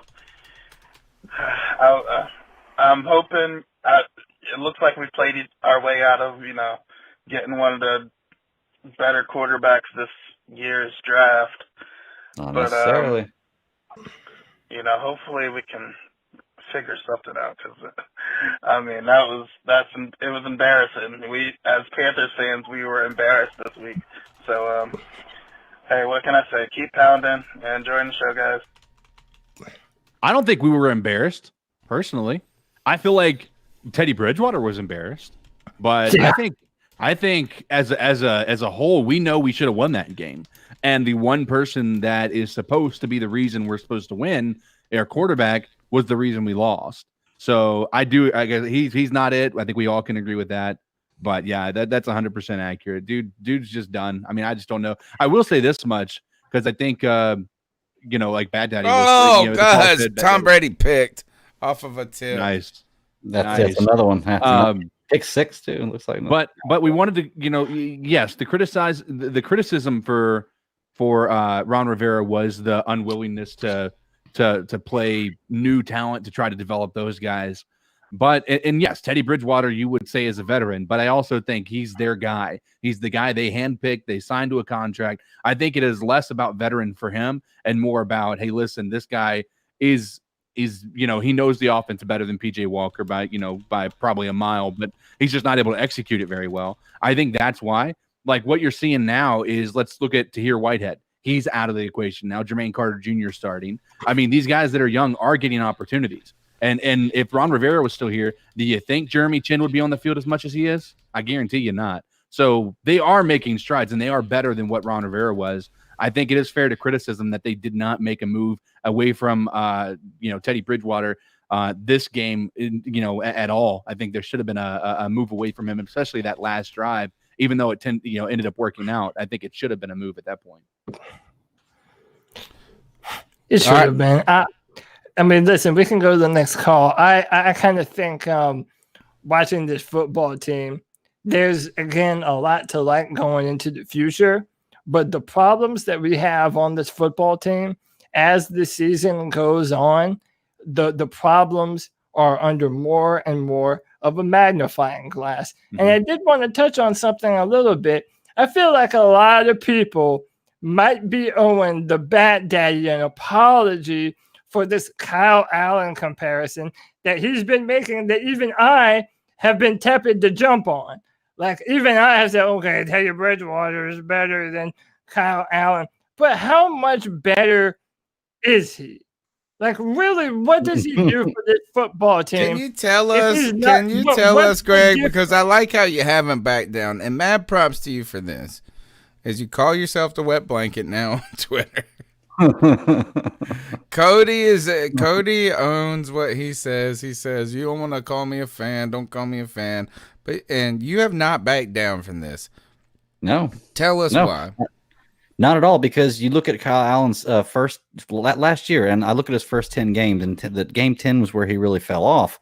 Kyle Allen still had 5 wins for us through the first 10 games. He had about 200 less maybe after this game, 300 less passing yards than Bridgewater does. More touchdowns, less interceptions, more wins, with a team that wasn't as good offensively as what Bridgewater has right now. So, I'm not, and when I say this, everybody always jumps on me. Well, Kyle Allen's not better than Bridgewater. No, I'm not saying Kyle Allen's better than Bridgewater. Kyle Allen is garbage. What I'm saying is Teddy Bridgewater is just as stinky a garbage as Kyle Allen. He's doing less with more. Yeah, exactly. He's doing less with more. And he, people want to praise him like he was great, and people wanted to castrate Kyle Allen after 10 games. They're the same player. They do the exact same thing. The difference is Kyle Allen can pass the ball down the field. Teddy Bridgewater won't pass the ball down the field. Bubba Pacha. They're getting the same production, though. Bubba Pacha in the chat room was saying, what the fuck, man? Looks like Tom's chewing out his receiver. Dude's got to be hated in his locker room more than Wentz is in his. Tom Brady threw a pass that bonked off a defensive player's head, and then he's going to chew out the wide receiver. I still believe that Tom Brady, this is the most ungracious fall or decline from Mount High ever. And how about how many times this year has he refused to shake the hand of the quarterback? Right. That's what I'm saying. Like, it's all of this. You put it all together. He is a sore loser. He wants you to kiss the ring when he wins. He's such a... All the things. Look, the only reason I did not, and I think I said this on Tuesday night while you were gone, is that the only reason I have not liked Tom Brady is because of the Super Bowl. Like, the only single reason I have not liked Tom Brady in my history of my life is because of the Super Bowl where he beat us. And I am fine with admitting that I fucking hate people for doing shit like that. Like, I'm petty enough. I'm petty. I will hate you. But I have said he's the best. I said he was better than Peyton Manning. I said all of this. This is the worst fucking look for a great player I've ever seen. Mm-hmm. Yeah, and if he was black, these motherfuckers would have damn thrown him out of the league by this point. There's merit to that conversation, man. And there have been so many people that have said about Tom Brady for a long time that he's a system quarterback, that he's never been anything close to the best quarterback in the NFL, but he's always had the best coach in the NFL and a bunch of really good coordinators to put a good team on offense and defense, and that he was a dink and dunk quarterback. Then he goes to Bruce Arians to try and air the ball out down the field. Now all he does is sail the football over the head of a wide open receiver. Yeah, and I think he's just a bitch, man. I don't even care about that. I think Tom Brady knows what you're saying is true. He knows that now at the end of his career, he's going to have a bunch of people that are going to be like, see, we told you you're not as good as everyone always said you were. So, yeah, that's why I think he's chewing people out. He could have held the rings up, though, instead of being a dick. That's the thing. I would just held the rings up. All right, let's keep going. Well, you think you would be having more fun. Short and simple. Mm-hmm. Jeremy Chin is not verified on Twitter. Get that man a blue check. Hey, Tony. Hey, guys. This is Chuck from Elizabeth City calling. I just wanted to let y'all know emotionally, I'm just drained and drained. He's drained. This is the first time this season I feel like I'm living under a Ron Rivera regime. We should have scored a touchdown instead of selling for field goal. It's just terrible decision making, and I don't know who to blame. Point fingers, because a lot of guys played well today, but coming up short in some areas, and I don't have any answers. Yeah, I don't think that I will say this is that I know that people want to point the finger at Phil Snow, but I think this defense and maybe the defense, I think it's easy to finger the coach when things go wrong, right? It's easy to finger the coach when things go wrong. Yeah, I wouldn't mind it a I couple didn't even times. know that, man. You're teaching me something new. I think so, but I do think that this defense put us in a place to win, though. Right? That's the thing is that they weren't there. They didn't win us the game at the end. That's the case. The defense did not win us the game at the end. At the end, they just didn't get home. They could have won it, but they put us in a position to win. And for all the people that have loved Teddy Bridgewater and gone crazy about him, that's what they kind of say about him every week, right? Is that you put us in a position to win. He put us in a position to win. He did that, right? No, the defense, who is playing with half bums, half rookies, put up points and held the team and we were in the lead. And you know what? The offense has run into the same problems that they ran into the first 5 games, which is settling for field goals rather than punching it in. Maybe a little Christian McCaffrey would have helped right now. Shelly Long in our YouTube chat says, "Why can't we beat Tampa Bay?" Oh, that's right. We got Teddy. By the way, I'm still salty over the fact that the Broncos just had to play this game. I have to say it. I just saw them post up. The last time a team had more interceptions than completions was, 1998 with San Diego, because they had 1 completion and 2 interceptions today. I don't care about this. Everything from this day should be scratched from history for them. This should not be a situation that should ever be able to be called upon as being one of the worst moments in NFL history, because this NFL decided to play favoritism to people. It's just so frustrating to me. Anyway, guys, my bad. All right. I saw that on the 100% right, man. Yeah, you're 100%. Next call. What a game, what a game, what a game, what a fucking game. Hi, it's Tree Fitty. Welcome back, Tree Fitty. Yeah, that happened. I mean, shoot, what can I start? I guess, on the last play of the game, my guy, Joey Sly. Your number was called, you missed the kick, a 54-yarder. I mean, yeah, he missed it. Ultimately, that's what happened, so shit, he missed the kick. But,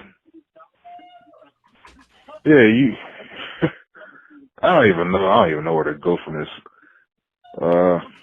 Shit. Teddy. I mean, the defense, not even defense. Jeremy Chin gives you 2 touchdowns in 10 seconds. Apparently, breaking some record somewhere. Definitely franchise record for sure, but, defense spots you 2 touchdowns. And, number 30, what's his name? Miles Hartfield, I think. The safety / high school running back we signed for that 1 week. He played that running back. He even gave you a good fumble recovery within the red zone. And, it's homecoming Teddy, and this is what you give us. You was hurt coming off your other knee. All this, I mean, what was the point of you starting? For what? You didn't move the ball. I don't know, man. It's just put PJ in, Will Greer, somebody. Who cares? Done with Teddy. He's inadequate. He's right there with you, man. He's a he ain't it. I'll tell you that. No, the time running out. I don't know. I'm gonna keep talking till it fucking runs out. Whatever. Oh, Brady almost threw the pick. 27-28. It's a shame. How many times you gotta give it a Joey Sly, try to bail you out of a stupid ass situation you shouldn't be in. I know what. There's no reason why the 22nd Brady won 4 Super Bowls that defense. way. Just saying. Come on. Our offense, we should be able to put up 30 every week. Especially against a nut-ass fucking Vikings team. Come on, man. Tom Brady looks like damn boy from Zoolander. Just like he's always doing blue still. Joey Sly. You're still better than Graham than those first 2 years in the league. So Is that? Yeah, Graham Looking Gano at it, sucked when he was with Washington. Don't forget that, folks. Tom Brady looks like what's his name doing blue steel. Oh, but he just threw a touchdown to Mike Evans. Never mind. Okay, I'm behind. Yours must be ahead of mine. Yeah, you're ahead of me. I'm too. behind. I gotta be behind. I'm on Hulu. My shit. I'm on 4th and 3 with 13 minutes left. Same. Yeah. You and I must have the same dream. Well, damn, you guys are usually ahead of me. I'm usually the laggard. He just threw a touchdown on 4th and 3 to Mike Evans. Okay. Teddy Bridgewater. That was a block, Tim. Teddy Bridgewater is interesting. Is that because we have somebody said that he had a strap on in his pants in that picture that we reference. Teddy Bridgewater is the epitome of this. Is imagine having the giant dick, but you can't get it hard. Would you rather have an average D that was hard as a rock, or a giant D that you can't ever get up? That is Teddy Bridgewater in the deep ball. He can't get it up. No, it's Tree 50. I ain't done. Man, Teddy, you got DJ hurt. Come on, man. That's what I'm saying, bro. That's why If he was Teddy all day. that able to test it deep, why didn't we just start TJ if he has the best arm on the team? Quoted, like, shouted, what was that? Man, we said 3 times during last game during the broadcast. I mean, and we saw it. He threw it down to DJ and then overthrew him again in the second half. I mean, why not have a guy that can make our weapons, really look like they really should as weapons? Because, Teddy back in, right back to focusing on his good old Robbie. Robbie Anderson. The only reason I got touched on because he finally, that's what our receivers do. We're all about the rack, the yak, rack, whatever. Run after catch. So, he's able to break loose and go. Besides that, Teddy can't hit you in stride. Got to slow up to catch the ball. Wouldn't be mad at Teddy if he just wasn't a starting quarterback, wasn't paid his contract. If he was a backup, he's the best backup in the fucking league, hands down. He's probably he's a decent quarterback, but we already know he ain't it. And today was a wasted opportunity because his defense, like I already said, defense gave you that. Special teams did all right. And you can't even cash in. Come on. The running game wasn't even half bad today. Man. Get on the couch, Tree. Oh, yeah. And notice back on, Teddy back starting quarterback and shit. That clock looking like 0-1-0-0. That shit happened like 3 times in the first half. And then we had to wait for the timeout for it. Back to the same old shit. Yeah. I'm sounding real negative. I mean, shit. Probably the better showings from our defense this year is ruined from a mediocre. Fuck it. Whatever. Just saw this. Thanks, I'm Tree done. 50. Man, thanks, dude. I just saw this. My buddy sent me a message because I saw him and I said, I believe that's got to be back-to-back. The first time back-to-back scooping scores have ever been done. It is. He sent me just heard on Panthers Radio Network. It is indeed the first time in NFL history a player scored back-to-back defensive touchdowns. 252-228-5098. We're here Tuesday nights, 9 p.m. A couple more calls and we're out of here. Hey, let me say something real quick about DJ Moore. So when PJ Walker started, after the game, we were saying, oh, man, DJ Moore is a number 1 wide receiver. Mm-hmm. Well, the very next week after Teddy Bridgewater throwing the bum. football to him, now we're talking about, hey, DJ Moore is going potentially to IR. Mm. That should be all the evidence that you need to see. And he fights. And a lot of people, here's a point that I don't think we've talked about is the interception that Teddy Bridgewater threw in the red zone. People wanted to blame Mike Davis for that. Teddy Bridgewater was throwing Mike Davis into a ridiculous hit. Mike Davis could have gotten hurt on that. Like, that was not, like, as a quarterback, that is the opposite of what you're supposed to be doing. He threw the ball into that contested coverage with a linebacker coming full speed at him, And if that wasn't an interception, Mike Davis, if he caught it, he was getting his bell rung, and he might have been out too. So Teddy Bridgewater has been doing a lot to get these players on our team hurt this year. If you go and watch any of the games, he's underthrowing balls, allowing his wide receivers to have to stop and come back. And if you're stopped and you're stagnant and somebody's running full speed at you and you catch the ball and they hit you, that's going to be something that hurts, And so that's the problem. Teddy Bridgewater has not been that's why I think that this wide receiver core is not going to stand for Teddy Bridgewater too much longer. He is not a quarterback that is doing his best to make sure they're safe. Just bottom of the, bottom line. Big shout out to Panther Nation today for showing up to the C3 Panthers post-game show. You guys have smashed that thumbs up button 115 times. If you 16. haven't, 16. If you haven't yet, go ahead and smash it. Help us continue to grow. Subscribe to the podcast, and don't forget, we're the longest running Panthers podcast. Not that it's not a bragging point. What I'm trying to say is we're just Panther fans chopping up the latest Panthers news and opinions from the fan perspective. For the last 8 years, you've heard me say that as I've opened the show. We want you to be a part of Panther Nation. We want to grow the voice. We want to be big, mighty, and proud as a fan base, and we need to grow that for the years we're not good, right? That's the truth, is that we have a fragile baby right now with the Carolina Panthers. We've had enough success in our 25, 26, 27 years now at this point. We've had enough success that this baby has lived through those opening moments. But if we get 10 or 5 years of 2-14, which we're not going to have, it's going to be hard to sustain the momentum we have gained as a nation. So we need you guys to build it up with us. And that's all you got to do, is be part of the conversation.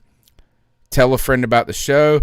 Call into the cat calls at 252-228-5098. Subscribe to the show. Smash the thumbs up button. All those things work. Hey, and just cheer for the team. Even if you're screaming at them, that's still cheering.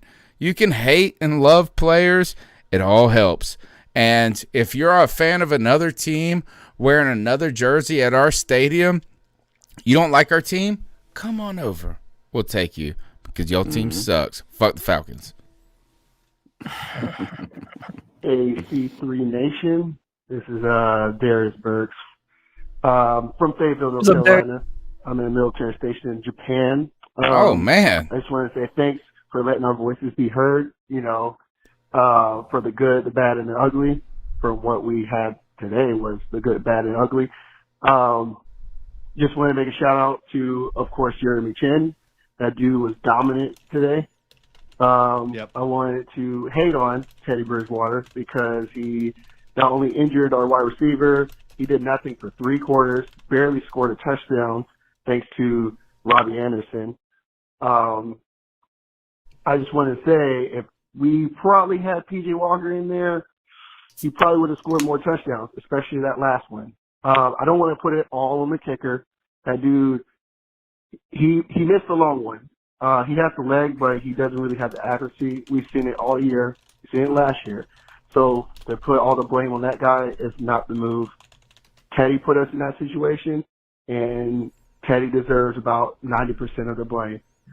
That defense was dominant.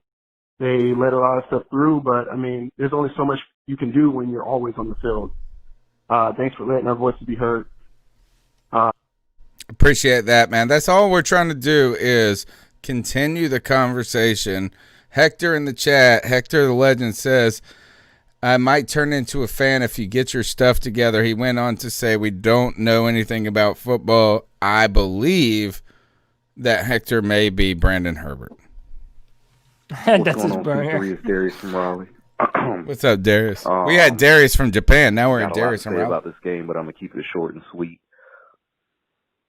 This just sets us up even more to get a quarterback in the first round. Listen, I understand there's a lot of holes to fill on this team. There's a lot of holes.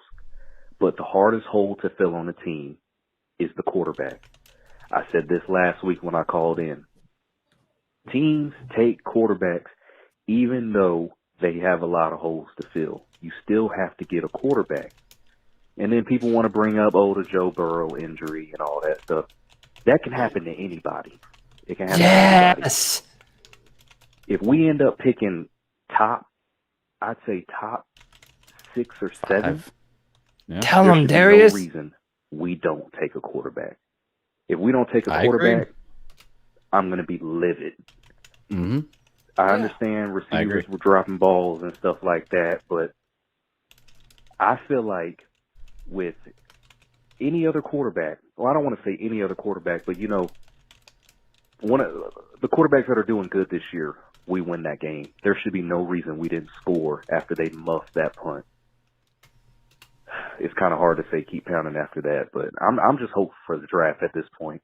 I'm just looking forward for the draft. I want the quarterback for the future. That's your boy right there. You've made it. That's your. First of all, you and Darius went after each other a bunch in the beginning. Yeah, but he's on my side now. It took Darius a little while to come around. It's not even about being on sides. You had a good discussion. Oh my gosh, what a horrible roughing the passer call. I'm sorry. What they call it? Patrick Mahomes just got he threw an bad interception and just got a celebrity call for roughing the passer. The damn player ran into him, didn't even fall on top of him, ran into him and knocked him down.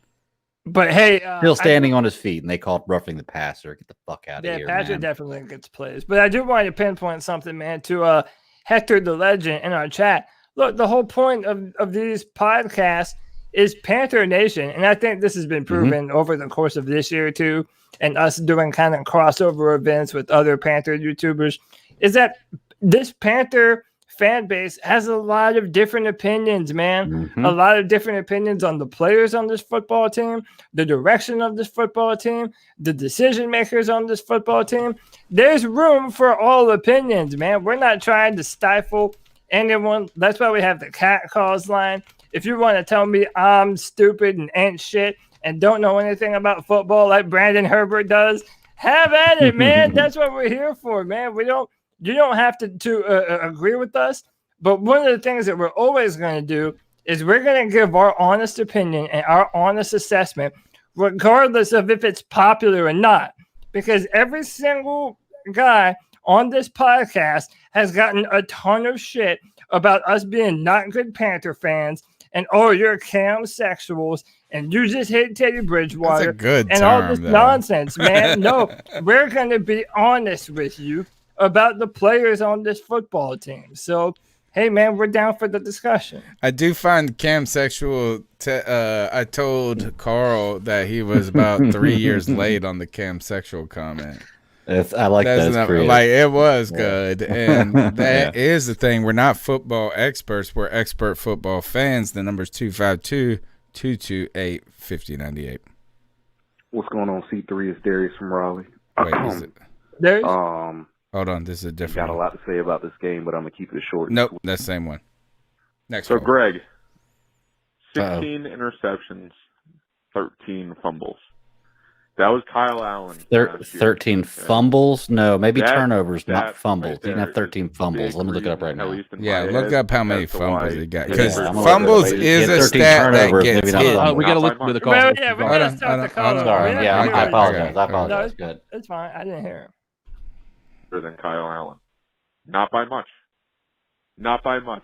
Oh, whoa. Fucking... Hold on. So, Greg. He's on your side, man. 16 interceptions, 13 fumbles.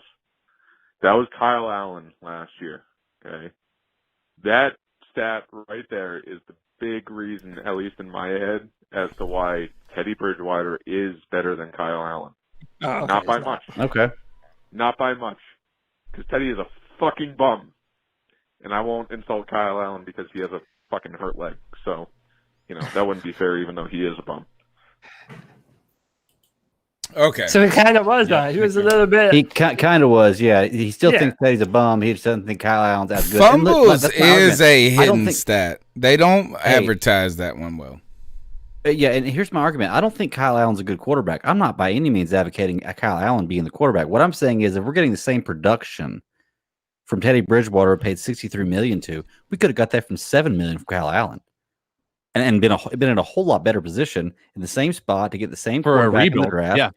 Yeah, for a hell of a lot cheaper. That's what I'm saying. Here's my question: through 10 games, because right now we're 4-8. Teddy Bridgewater's played 11 of those games, right? Mm-hmm. Through 11 games, what are Teddy Bridgewater's stats currently? And exactly, tell me touchdowns to interceptions to any turnovers. Period. I'll have to pull it up real quick, his stats for the year, because because Kyle Allen didn't play every game last year either. Fumbles, So. that is fucking. It's terrible. not 13 fumbles. I'm looking it up right now. That's like 1.5. He had 16 interceptions at the end of the year, but I don't know about 13 fumbles. But I could be wrong. Let me look at it right here. He had a few. He fumbled at least. He once definitely had. game, He first, definitely had a few. He had one game where I fumbled like 4 times. I think. Yeah. I mean, it's possible. That's just a lot of damn fumbles. It is. Okay, so the Panthers fall 28-27 in cardiac fashion, guys. The Panthers come out stagnant. Fumble. Wow. 13 fumbles. Yuck. Yeah, so he's right. Yeah. Yeah. All right. So I told y'all Kyle Allen was worse. Yeah. But that means what's the difference between having someone piss on your face and shit in your mouth? Marginally worse. Yeah. If Bridgewater is better than Kyle Allen, it's not that much, dude. Bridgewater's not $50 million better. I think that's the only not point. $50 million That's better. the only point that Bat Daddy has been making. And by the way, this is also another strike against Marty Herney, because the quarterback that has never demonstrated franchise quarterback abilities got $20+ million a year. That's Joe Brady. That's not Marty Herney. That's Joe Brady. Running back. That's Joe Brady. He paid a running back who doesn't see the field this year, who got the most running back money in football and who is hurt and isn't contributing. And the left tackle that we moved up for is a healthy scratch today. No. You have to fucking fire Marty Herney, and I will die on this. That's fine. You can fire Marty Herney, but this is Teddy Bridgewater is more of a stain on Joe Brady than he is on Marty Herney. It's just simple truth. It's a simple fact. And if you don't want to admit that, then it is a fact. Joe Brady, the only reason that Teddy Bridgewater is here is because of Joe Brady. Joe Brady. There is no link. Who decided to pay him all that money? Joe Brady. Joe Brady didn't sign the number deal. It doesn't matter about the number. I don't even give a fuck if it was $1. I don't care if it was $1. It doesn't matter. If you're the general manager, you're supposed to be able to veto your first-year offensive coordinator. What sense does that make? Well, didn't they also say whenever the season started that he wasn't going to be the general manager? He was going to be like the assistant to, or like some kind of deal where he steps down and he is like the assistant general manager. Y'all are giving too much grace to Joe Brady on this. That man is our general manager. The fault on Teddy lies on Joe Brady, homie. Nobody else. No, that's just market value, bro. That's just market value when you sign that. That's just the agent saying this. We ain't gonna sell this house. This house has a shitty floor plan. Yes, it does, but it's still 1,800 square feet, and this is what it's worth. Marty Herney is still Joe Brady is linked. Teddy Bridgewater and Joe Brady are together. They're wed. Marty Herney, like Brad Holt says in our chat, Marty Herney has always overpaid players. No, that's just fucking bullshit. No, he got not bullshit to Brad Holt. I'm saying bullshit to you, Cody. Bullshit, man. Yeah, that's just market value for a starting quarterback. You can pay Mike Glennon. No, the money is not the problem. The decision is demonstrate that he was a starting quarterback. No, just disagree. That's fine. Do you want to say that? Is that, again, that goes to Joe Brady. Hey, here you go. And Teddy Bridgewater signed with the Carolina Panthers March 25th, 2020. Panthers announced the same day quarterback P.J. Walker also signed a 2-year contract. So if you're going to say P.J. Walker is better than yeah, but it wasn't for $60 million. Marty Herney the same credit there. Exactly. So signed at the exact same time. one for way, way less than the other one. Zero Chill said Teddy is the 30-year-old virgin. The reason Which I'm might so be true. Fond of Marty Herney is because I think you can.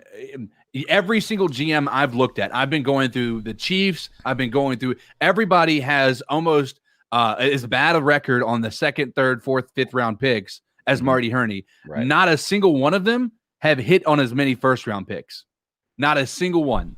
And that's the difference. You're That's cherry picking so hard, man. That's why Cody No, did it. I want you to do this. Is here. Pick your homework assignment for Tuesday. Pick your favorite list. Pick your favorite GM. No. Pick your favorite. Look, you've got 2 homeworks, Cody. You can't just come up here, Cody, and be controversial. You can't. You gotta. We are giving you homework. The professor is giving you homework. The professor's giving you homework. Your homework is to come with a list, right, Greg, of potential GMs replacements and why. And why. The second list, I'm going to do my homework, and I'm going to come with why we should keep Herney. So and I want to second list, you have to come up with this. The second list is I want you to pick your favorite GM. I want you to send us a message. You can send it on Twitter. You can send it on DM. Who is the best GM in the league? That's what I want you to tell us. Not right now. I don't want to put you on the spot. 500-word I essay. don't want to put you. And then I want to look at their draft history and specifically their first round draft history. Those are the 2 things. We're not telling you you're wrong, dude. I'm not telling you you're wrong. That's not what I'm doing. In fact, I don't even really disagree. My thing is this, is I almost feel like Marty Herney is the Teddy Bridgewater of GMs. But okay, then you should be agreeing with me. I'm not disagreeing with you, homie. I'm not disagreeing with you. I have already agreed with you, and I will say this, and no, in my defense, I'm not going to back down. No, I'm taking the mic. I'm not backing down for this. I'm not backing down from this. I've said the problem was this, is we should have brought in Rule and the GM together. So it's not about me. And my whole defense of Marty Herney at this point, I have 2 points about Marty Herney that are important to me. One is he's not as bad as people has said he is. That doesn't mean he's good. You know, that doesn't mean it's kind of like what people who are defending Teddy Bridgewater probably think about you or us, right? Is that just because we're not saying he's the best, we're not like being okay is not the problem. Herney's been okay. The one thing I think is good about Herney with Matt Rule is that you brought in the coach, you brought in all this staff, and you put them on the pedestal. And I think Marty Herney is the chameleon. I think you just work with anybody. That's the only reason I think he's good. Let me tell you with what this I'm situation. Prepare. This is what I'm going to prepare Let's hear for it. Tuesday. This Cranky is what cripple. I am going to compile a comprehensive list He's gonna on every single reason why Marty Herney should have already been fired from this football team, and the things that he has done recently that validate my point. Then I'm going to bring 5 of my choice candidates. I like it. Now before you all listen, I already know what Greg's going to say. It's going to be a bunch of guys that don't have a ton of GM experience. And will you do what I asked, though? Will you do what I asked, which is to pick your the best GM in the league? Pick whoever you think is the best GM in the league, like the best. And I just want to look at their draft history. I will look at first round, yes, and I understand first round is only one thing. We will look at the last 5 years. I just want to say that is I want to know what you want them to be like. If you're going to give me a list of people of what they can be, I want you to also give me a person that they could understand be. That no matter who I pick, no matter who I pick, no matter who it is, you're going to be able to go through their history and find players that didn't work out. Exactly. We're not going to do that. We're not going to do that. I'm not going to do that. I am not going to just go, oh, this is this. What I'm just trying to look at this is it, we can look at the same thing for Marty Herney, right? That's my point, is that, look, is I can look at anybody and find bad reasons why they shouldn't be. You know what I'm saying? Like, no, we will not do that in this case. We just want to see, is he how far behind is he from the best? All right, that's it. Fine. Hey, man, I have my homework. No, listen, bro, to everyone still listening, tune in Tuesday night, because I'm about to give everyone all the information they will ever need to know on why Marty Herney needs to get the fuck out of here, bro. So, hey, it's done. Done. Can we answer the King DJ 17's super chat? I don't know how much 500 yen is worth. Or yen? Yeah. What is it? Is it yen? He's from Japan. Yen. Yeah, I think it's yen. Yeah, but it sounds like a lot, though. Yeah, he says even if it's not, blacklisted, which he shouldn't be, which I agree. How about Kaepernick? No, Kaepernick, I'm sorry. A guy who hasn't played in almost 5 years now, going to be 6 coming up pretty soon. I'm not taking a guy who hasn't played in that long and thinking, now he may be as good as Bridgewater, but I'm not looking for a guy as good as Bridgewater. I want a guy that's a franchise quarterback, and I don't believe Kaepernick is that guy. True. Not for 6 years of being off. I've said that Colin should have had a job of some shape or form for the past 5 years. I've been saying that, but dude, at this point, I don't think Colin Kaepernick thinks that he's going to be a quarterback in the NFL. Or probably wants to be. And yeah, he probably won't. And at this point in time, isn't it fair to say that he probably has a bigger impact on areas of social justice than he does in being a good football player? Like it seems like, whatever you think about him, man, you know Colin Kaepernick for his protest first now, and him being a football player second. He hasn't started in 5 years. I mean, I think he should have a job if he wants to have a job. But, I mean, at the end of the day, how much do you trust a quarterback that hasn't really been a legitimate starter for 5 years? No fault of his own. I'm not saying that, but still. When he was a starter, he wasn't impressive. He got beat out by Blaine Gabbert. He was injured at that point. You know, I understand. there's some different things that's about the last that. we remember. I don't think that Colin Kaepernick wants to play football. By the way, the exchange is $4.80 is how much you were just paid. Thank you, the King DJ 17. That was very gracious of you, A. Yes, and B, thank you for your service over stationed in Japan. Probably a good posting. I'm just guessing there. I wanted to go to Japan since I was a child. My man Darius is here. I would say this is any donation we're thankful for. That's not what we're here for. So thank you guys for giving it when you do. We find ways to further the podcast and keep the website going. Yeah. But really, this is, if anybody knows this, is look, I got 3 kids. I got a wife down there that's pissed at me right now, probably for talking on the internet for the last 5 hours. I got like we do this entirely because we have a good time doing it. My best friends are here in this podcast, and I've only met some of you. Look, I've never even met Greg in person, physical person. I've only met you know what I'm saying this podcast has helped me be prepared for COVID life.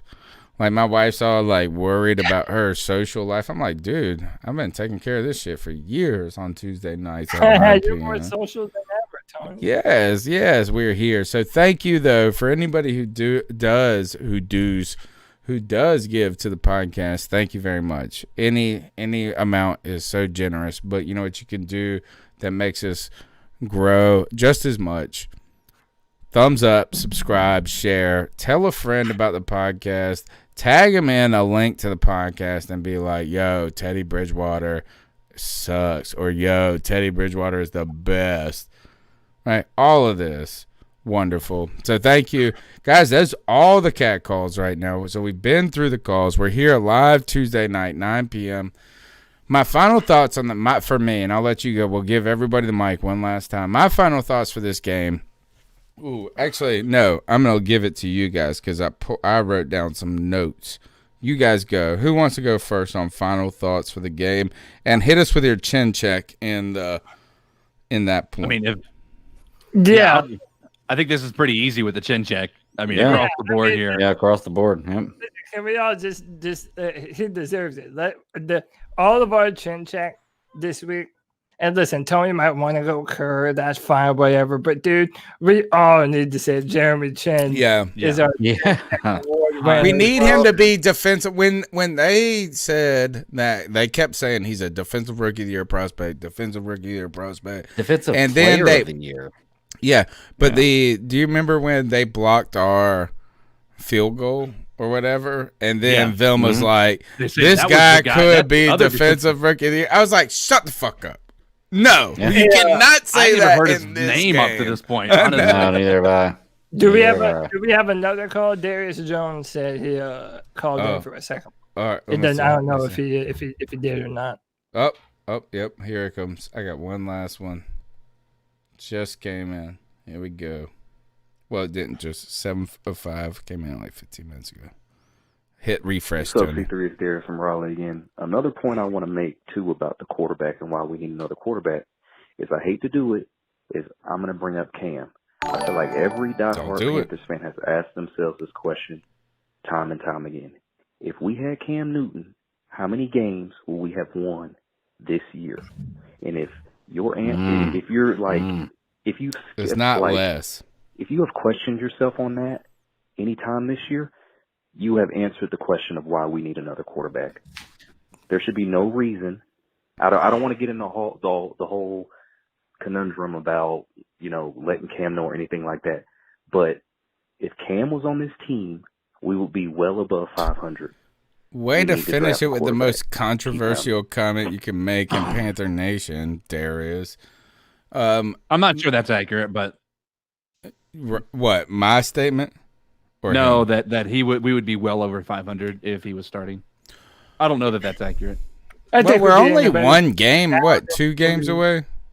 2 games away from 500. What were we? Yeah, 4 and 8 by now. the way, for all the people that say they don't want a brand new quarterback behind this offensive line, 0 sacks. By 0 sacks 2 weeks in a row. By the way, or no, we had one last. No, we week. had 5 last week. Nope. I mean, our defensive line did, but not our offensive line. Oh, I'm sorry. Yeah, I'm talking about. I was about to say, I was like, wait a second. Okay. Yeah, our offensive line has not given up a sack. Dude, our offensive line all season long has not been the worst. I'm not trying to say they're world beaters. Yes. The Falcons game was the worst. This narrative that our offensive line is like inhibiting Teddy Bridgewater's level of play has always been nonsense. I'm with you 100. I'm with you 100 on that.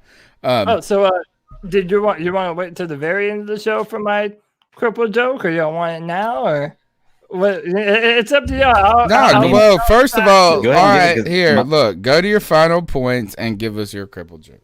Sure. And give us a chin check. Well, you already gave us our chin check. Yeah. Chin check is Jeremy Chin. I think he's showing the promise of a future gold jacket wearer. I think that this defense continues to play above the level of talent that's on the roster.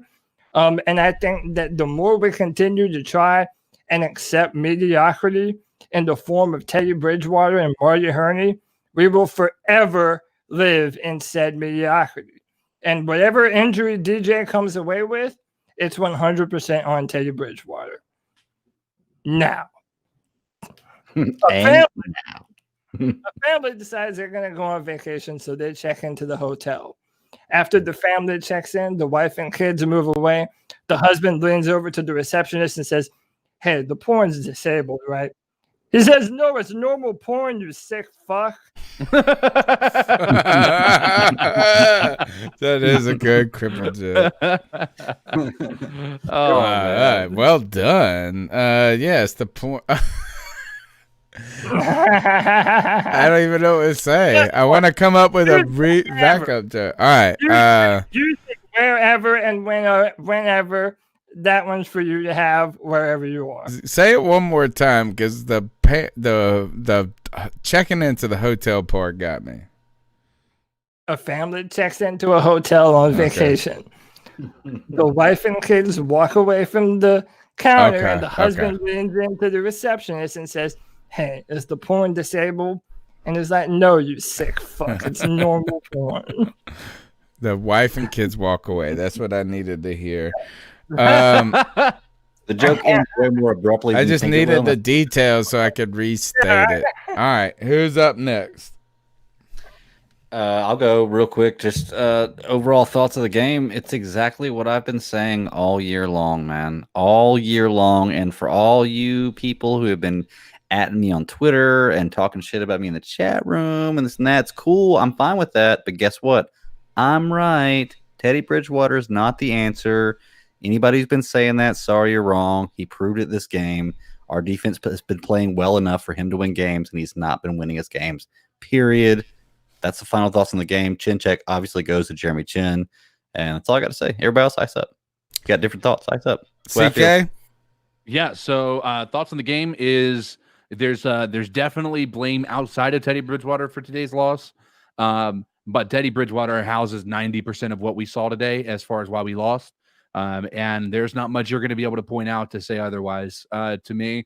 And that's not me saying I'm not willing to hear your side of things. It's just I watched that entire game, and I was trying to give him the benefit of the doubt every quarter, every drive. And when he did something good, I was like, hey, that was good, but when he did something bad, it typically was really bad. And that's what we got all game from him. So it was 100% all on Teddy Bridgewater outside of the 10%, well, 90% on Teddy Bridgewater, 10% on that last, on Joey Sly and the defense on that last drive. But my chin check, I'm going to obviously give it to Jeremy Chin. And I'm going to let Tony do his honorable mention for Kerr, but my honorable mention might be Trey Boston for playing his best game of the season of the year so far. Really? Yeah, Okay. making a big ass tackle. I'm gonna read my notes verbatim. Right, so I got these notes that I wrote in a hurry when I was watching the game, and these are my thoughts on the game. In order, defensive line has gotten so much better. 2, Jeremy Chin is in the record books now. Right? I mean, the record books. 2 back-to-back scooping scores. No one's ever done it. Offense looks the same. That's what I wrote. The offense looks the same. Exactly. Play clock, still an issue. Robbie Anderson scores for the first time since week 1. Offensive line is not terrible. That's what I wrote. Not terrible. And 2, I got 2 more. Teddy played the same as he always does. Look, folks, is for you guys that think that we're shitting on Teddy.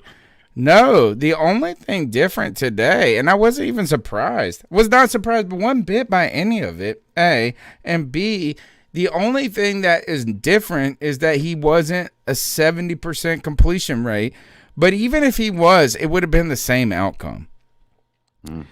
And I had one more that I thought of in the end that I didn't write down, so I was lying about. I was going to read them verbatim. So that's all I got. Look, Tuesday nights, 9 o'clock, the C3 Panthers podcast, longest running Panthers podcast available.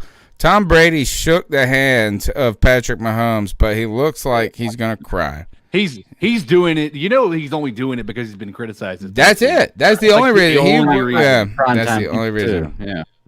So that's it. Whoa, he gets more screen time. Joey, you want to keep us here forever? Look, Joey. All right, Joey. Just because I love you, we'll do this one. It's just gonna be the rah rah rah. It better be. Oh, that'd be nice. No, it's 1 minute and 51 seconds. No, it's not. Okay, guys. It's just him doing rah rah rah. So I got a blind joke for you. I don't even need to say my name because I'm the only one that tells blind jokes on this podcast. Blind people telling blind jokes. And this actually happened. So we're at work, and we're coming out of the canteen area. I go buy my Pepsi that I have no business drinking, but I don't give a shit at this point because I'm already a fat boy. So we get out, and I'm turning, and as I'm turning to go back to the break room, some other dude's coming the other way. and he gets into a collision, and the guy was walking fast, and I was accelerating. So it was like, boom! And I'm like, oh shit, sorry. I guess you didn't see that one coming, because I sure didn't. That's good. So, the police show up to The a blind police? person's house, or to their work, and they are investigating the crime. What So, crime? The cop says, sir, did you see anything suspicious last night? Oh, God. And the guy goes, no, officer, I didn't see a damn thing. Mm. And if they're at work and they I've have, made that joke about you. you know, they're sadly. putting the buckles on straps like me, the officer says, look here, son, don't mess with me, because I'm strapped. The guy reaches into the buggy, pulls out a strap to show it to him, and he goes, officer, I am too. Oh, God. Guys, you know how I end my call. These are blind dad jokes. Wow, wow. All right. There it Okay. is. Do you want a He dead made up baby for it. joke? Should we finish with a dead baby joke? Oh, How do you make a man. dead baby float? How? You take its foot. You take your foot off its head. Oh, my God. How about this one? Here's my other one. I only got two of them. No. I got two of them. No, I got three of them. I got three of them. This is about to be- How do you make a dead baby float? Fast, boys. How do you make a dead baby float? How? 2 scoops ice cream, 1 scoop dead baby. Oh, that's a good one. And the last one is, what's the difference between a pile of dead babies and a pile of bowling balls? Oh, my God. I know this one. I've You heard can this one. unload one with a pitchfork. Hey, yo. Hey, You got one, Greg? Here, Tony. Here you go. Hey, I only have one. This is the only last fucked up joke I know. All What's the good thing about 27-year-old girls? oh gosh, I don't know. There's 20 of them. Okay, I got one for you. I got one for you. It's not sick. How about this? You know how ducks fly in the V? How? You've seen ducks flying in a V in the air. Yeah. You know how one side's always longer than the other? Yeah. Do you know why? No. There's more ducks on that side. All right, that's listen, I have a bad baby joke that I'm happy to share with you guys. Do it. What's worse than a baby nailed to a tree? I don't know. A baby nailed to 10 trees. You need to end this show, bro. I need to end this show. All right. It's the C3 Panthers podcast. Now. The number is 252-228-5098. We're live Tuesday night, 9 p.m. Usually we don't do dead baby jokes. Usually we do Teddy Bridgewater jokes. We're just delirious at this point. We're having fun at this point. Look, if crippled people make fun of themselves, if blind people make fun of themselves, then we can make fun of ourselves, folks. And enjoy it, man. Look, Hakeem Delph says, do you guys want to see what we have? $4.99. Thank you, bro.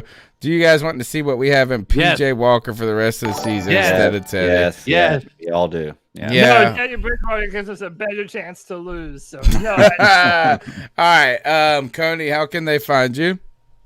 Yeah, find me on Twitter at Cody Lack, CODYLAC. Man, I keep the same energy. I speak honest, and I'm gonna answer people when they message me. Also, this Wednesday, there's gonna be a brand new mock draft on drafttech.com. I already know you guys are interested in players and what kind of pick we're going to have. So make sure you check out drafttech.com. I'm the Panthers analyst, and I write all their comments. Drafttech.com this Wednesday. Check it out. PJ Walker for president, obviously. And CK, how can they find the man of many streams? Yeah, you can find me on Facebook Gaming. I stream a lot of Warzone. You can find me there at codizzle_Allen. And I play a lot with the voice actor of Ghost, actually, from the game, whose name's Jeff Leach. He's a streamer on Facebook as well. So go check us out. I've been playing Among Us over the weekend, over the Thanksgiving break with my kids. A, I think it's overrated. You guys like it more than you should like it. B, Everybody is talking when they're not supposed to be talking. That's how people play that game. See, go ahead. Yes. You can find me at the Bet52 on Twitter. That's pretty much my only form of social media. Check me out there, Geek Open Alliance Network. You can find all my shows. Other than that, keep pounding. My name's Tony Dunn. Sometimes they call me the professor because I profess things about being a fan of the Carolina Panthers on Tuesday nights at 9 p.m. live on YouTube. The longest running Panthers podcast. I'm going to say it really long. Longest running Panthers podcast. Brought to you by myself and these beautiful people, not only in the podcast, but also in the chat room, listening on iTunes, TuneIn, Stitcher, Spotify, Amazon Podcast, wherever the hell you get podcasts at. 252-228-5098. Thank you, guys. Hector Legend, we'll close on this. Mad respect, but I got lots of disagreements. Don't worry, bro. I do, too. I got mad respect and lots of disagreements. We'll see you guys Tuesday night, man. Happy Thanksgiving, first Sunday of Advent. God bless you. We'll see you Tuesday. Peace and love. What's